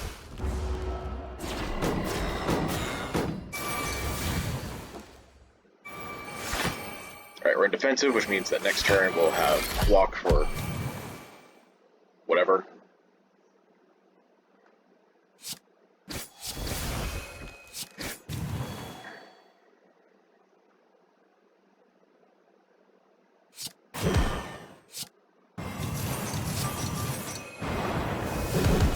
Let's use this to get slimed out as well.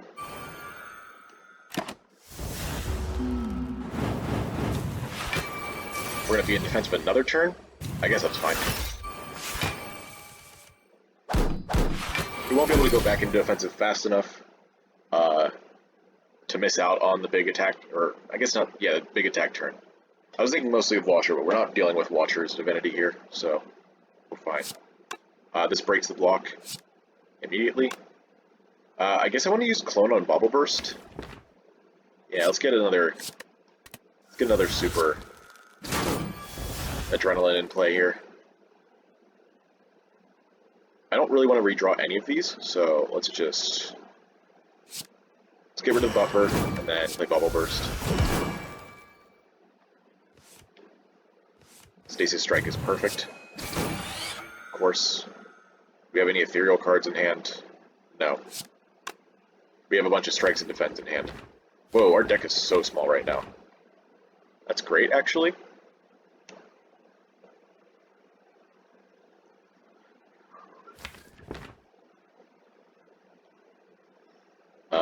strike, strike, strike, orb slam.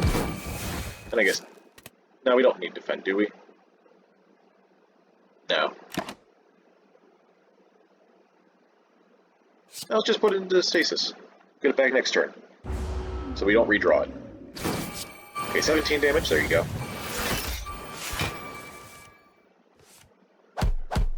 I think this should be 12 times 3, 36. So defend will do it. I guess we'll have to worry about thorns, but I don't really care.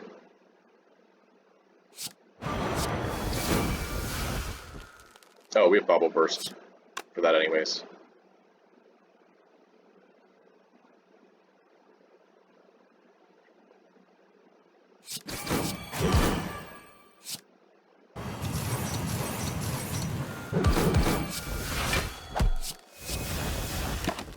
I guess we didn't have to play defend there.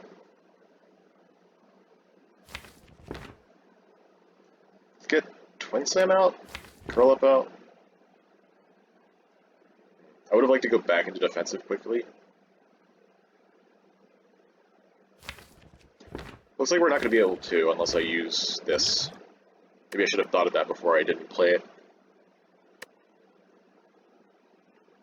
I think this will still be useful for getting cards out of our draw piles.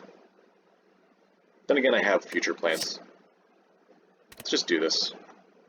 Might regret it.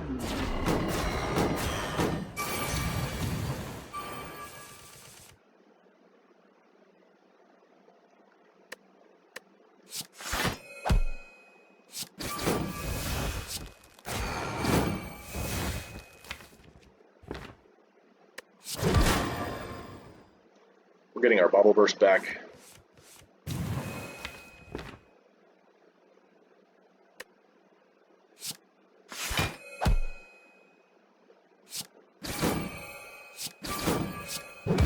Alright, we're taking a little bit of damage, that's fine.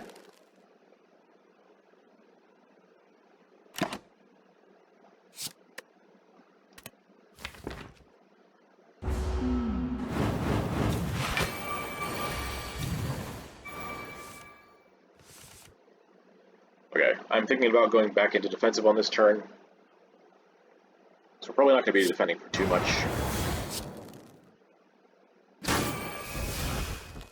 I guess taking HP damage is the way to do it, huh?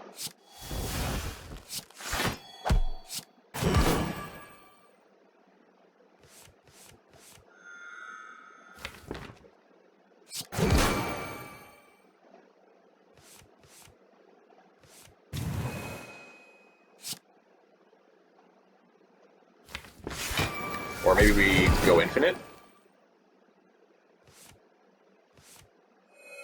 Or close to it?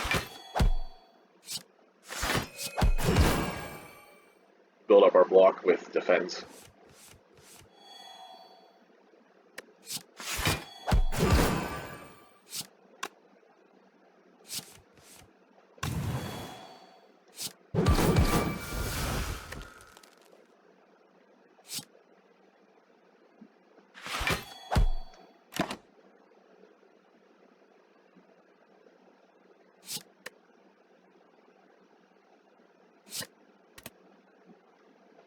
And in this turn, we should be able to get a kill.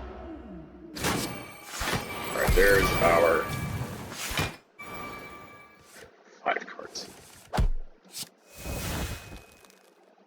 Alright, let's just rush this thing down. Oh, that's it. Cool. Alright, not that hard. A little weird. We ended up with a finishing deck that had, like, just our starting cards, Twin Slam, and, Bubble Bursts and Curl Up, and like the rest of our deck just exhausted or got put into play. Stasis Strike was another. Yeah, it was weird. Wasn't expecting it to end up looking like that, but yeah, that's because I didn't look.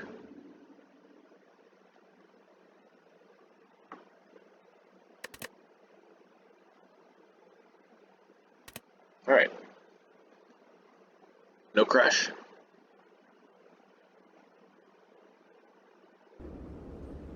I wonder if they fixed it. I haven't noticed any lag recently either in our episodes, so that's great. Maybe they did actually fix it. Alright, cool run. SNECKO, a little bit punishing in the first act. It makes things a little bit scary. Uh, it's definitely not a free win, especially with our start giving us a ruby when I don't really want to socket it. Uh, I'm not a fan of socketing it in Twin Slam in general, and I don't think it got any better from having SNECKO. Shuriken was cool to get early, but building into it and building around our problematic Twin Slam and Ruby was a bit of a challenge in the early act. Thankfully, we were able to create a deck that was able to rush down things very quickly without having a ton of attack damage, like a ton of big value cards such as like Giga Beams or roll attacks or stuff like that. A lot of our attacks were 1 or 0 cost, which is definitely very unusual for SNECKO.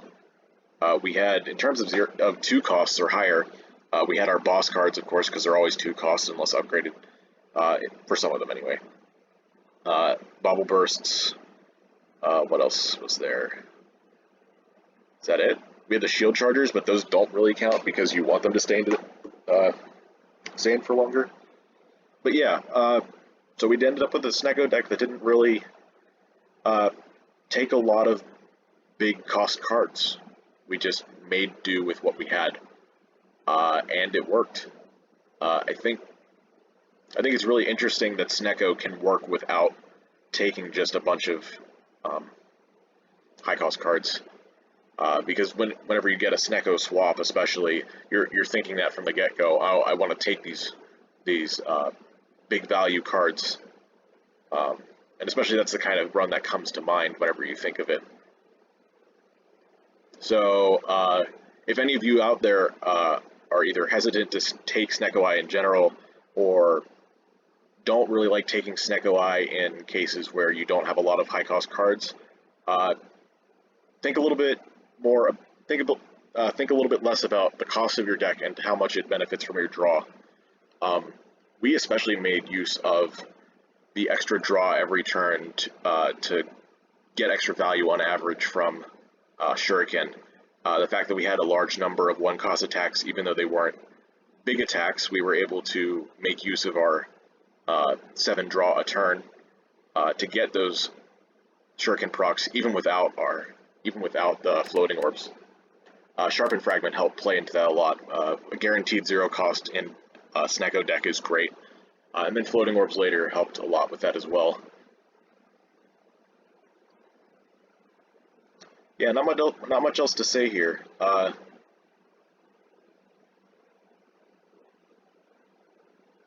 think everything just kind of came together. This was a very specialized deck, just like our other brace deck, the one with all the protocols. So yeah, I hope you all enjoyed that. Oh right, before I end the video, I wanted to come back and play this, and actually play the fight instead of just taking the mutagens. Partially to show it off, partially to see if we could make it through without taking much damage. That being said, as you will see just a second, first turn attack is 21, and in a deck with not much defense at this point in the game, that hits hard. There is the potential that we get... Actually, let's see, how much damage do we have here? 4 and 6 is 10, 20, and then these are 14 because of Shuriken. So 34 damage. This would be plus 50. So that's 84. And then attack potion gives us 2 attacks. So I would say somewhere around...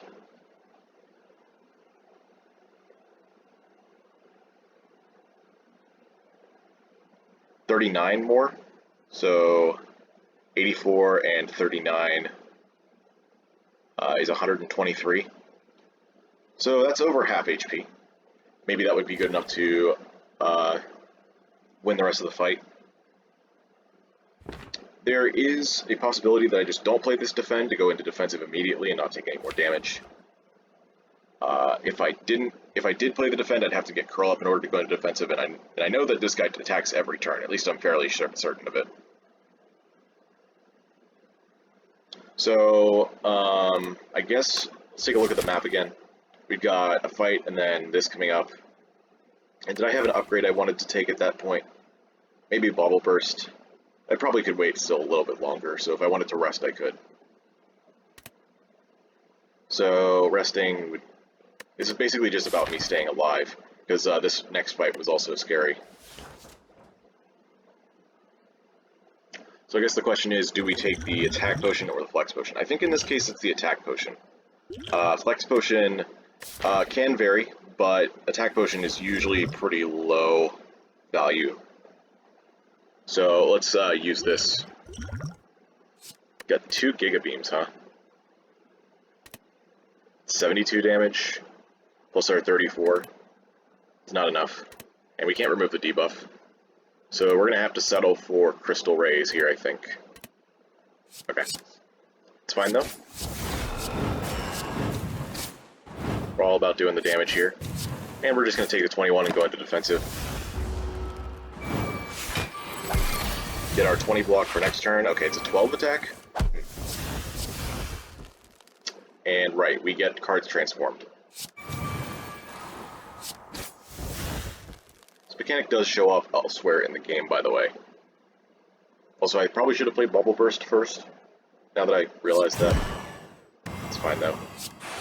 We'll put Orb Walk into stasis along with Shield Charger. It will be fine for next turn.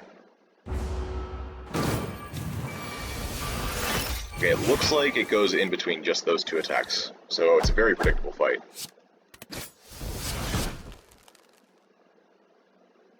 Go back into defensive.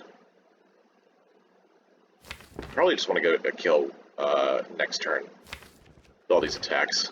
This would be 12. This would be 21 once I get the strength. So that's 33. This guy will be down to 48. And with vulnerable, I'll need to do 32 damage. That seems doable. Definitely seems doable. So no need to go into defensive here. It transforms our strikes. Is this enough by itself?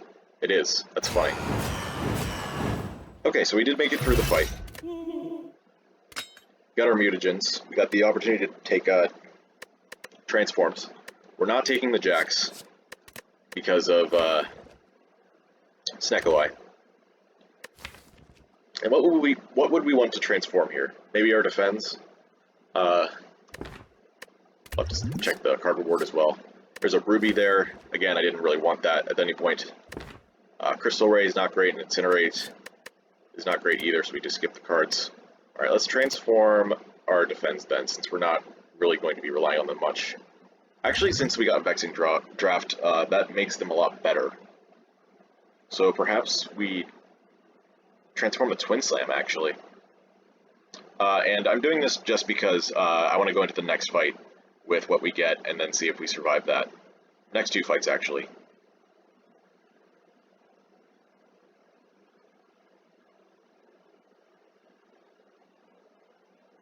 So let's get rid of Twin Slam. Right, it's one at a time. And we got an Amber. Okay. That we can put in the Bubble Burst if we want. Or this one.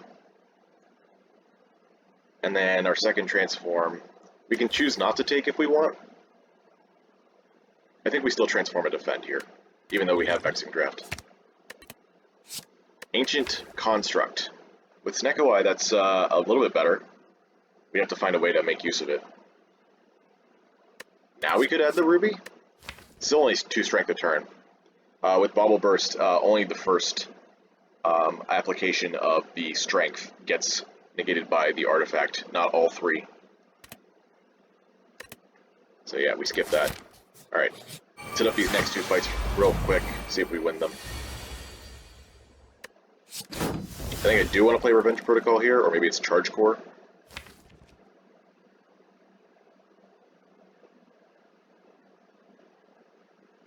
As we found earlier, Revenge Protocol plus Curl Up is 19 with Baylor's Lordly Plate, so it's not quite enough. Also, we drew 2 of our 3 defense here.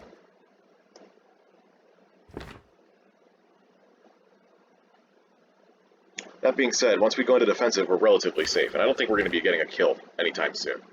Not even with Charge Core in play. Maybe I get a lucky draw with Flex Potion. We can hope for that, I guess. Charming Fragment helps a lot. Okay, we got Bubble Burst, Charge Core, Strike, Crystal Shiv. 10, 20, 26, 31, 71. Okay, so if we use our Flex Potion, we can save 11 HP right now.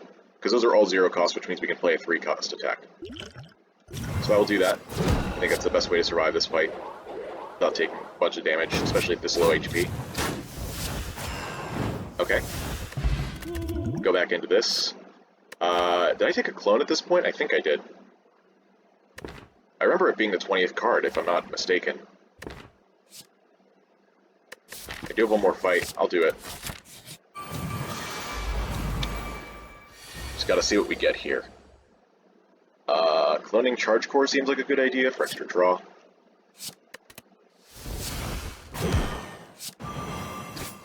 Since I wanted to play the Bobble Burst.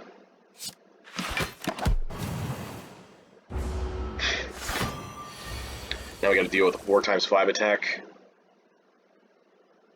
which is less than ideal, for sure. We have a doubled Swift Potion, which is not the greatest, but it exists. If I had gotten Sentry Blast on turn 1, this would be a much different story. And by much different, I mean we'd have 5 less damage coming in.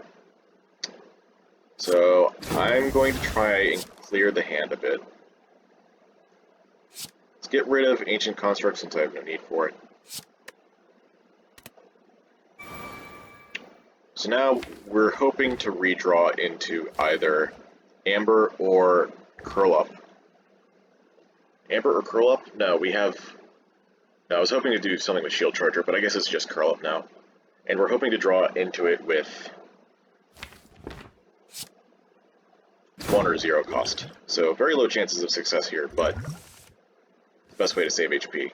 We got Amber, we got Curl Up at 3, so it looks like we're just going to be taking a lot of damage here. Yeah, this doesn't help much. Actually, it could draw us a defend at 0 cost. You might as well play the off chance. We got Bubble Burst, okay. So yeah, we're going to be at 6 HP after this. Which means with a heal we're at 24. And then what was the rest of our route? I think we're going to try and hit elites before.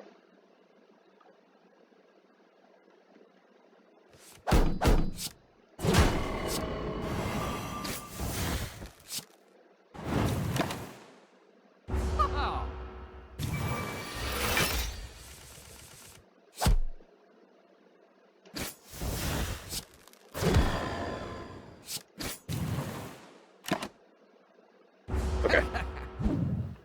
So we survived that. Let's see what's in the shop again. Amethyst. Another great gem for this, and we're going right into a campfire. I believe that's almost exactly what happened last time. Right, and we took Preserved Insect.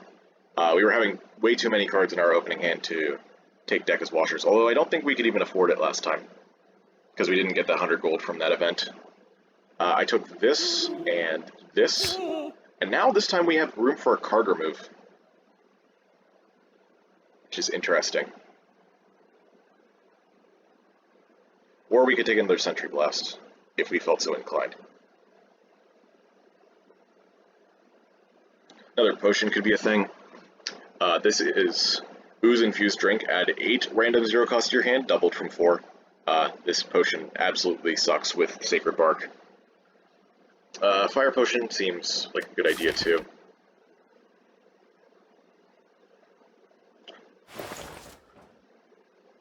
So yeah, I think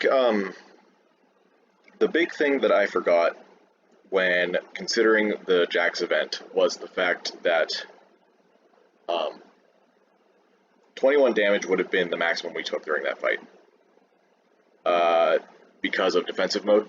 We just took all the damage turn 1, we wouldn't have to worry about damage. I guess I was still worried about the fight afterwards dealing a bunch of damage. 21 would have killed us with Avocado. Although if we drew a defend turn 1, we would have been okay, but that was still odds to play. But in some ways I was right, some ways I was wrong. I think it was correct to skip, simply because we weren't even going to use all the benefits anyways. The transforms were still kind of scary, iffy. We got an Amber and an Ancient Construct, which is not amazing going into a couple of fights. Just remove a card just because. Remove a Strike this time. Okay, and then I was gonna do this probably in Bubble Burst so that it has offensive and defensive capabilities. Throw this into the other Bubble Burst and rest. And then at this point I probably would have gone left to avoid the elite. Since I didn't have a potion, I had very little HP. Healing again was important. Yeah. So anyway, that's that. Learning experience for me. I think even if you learn that you made the right decision, it's still a learning experience. Even though I didn't think of absolutely everything. So that'll be it for real this time, and I'll see you guys later.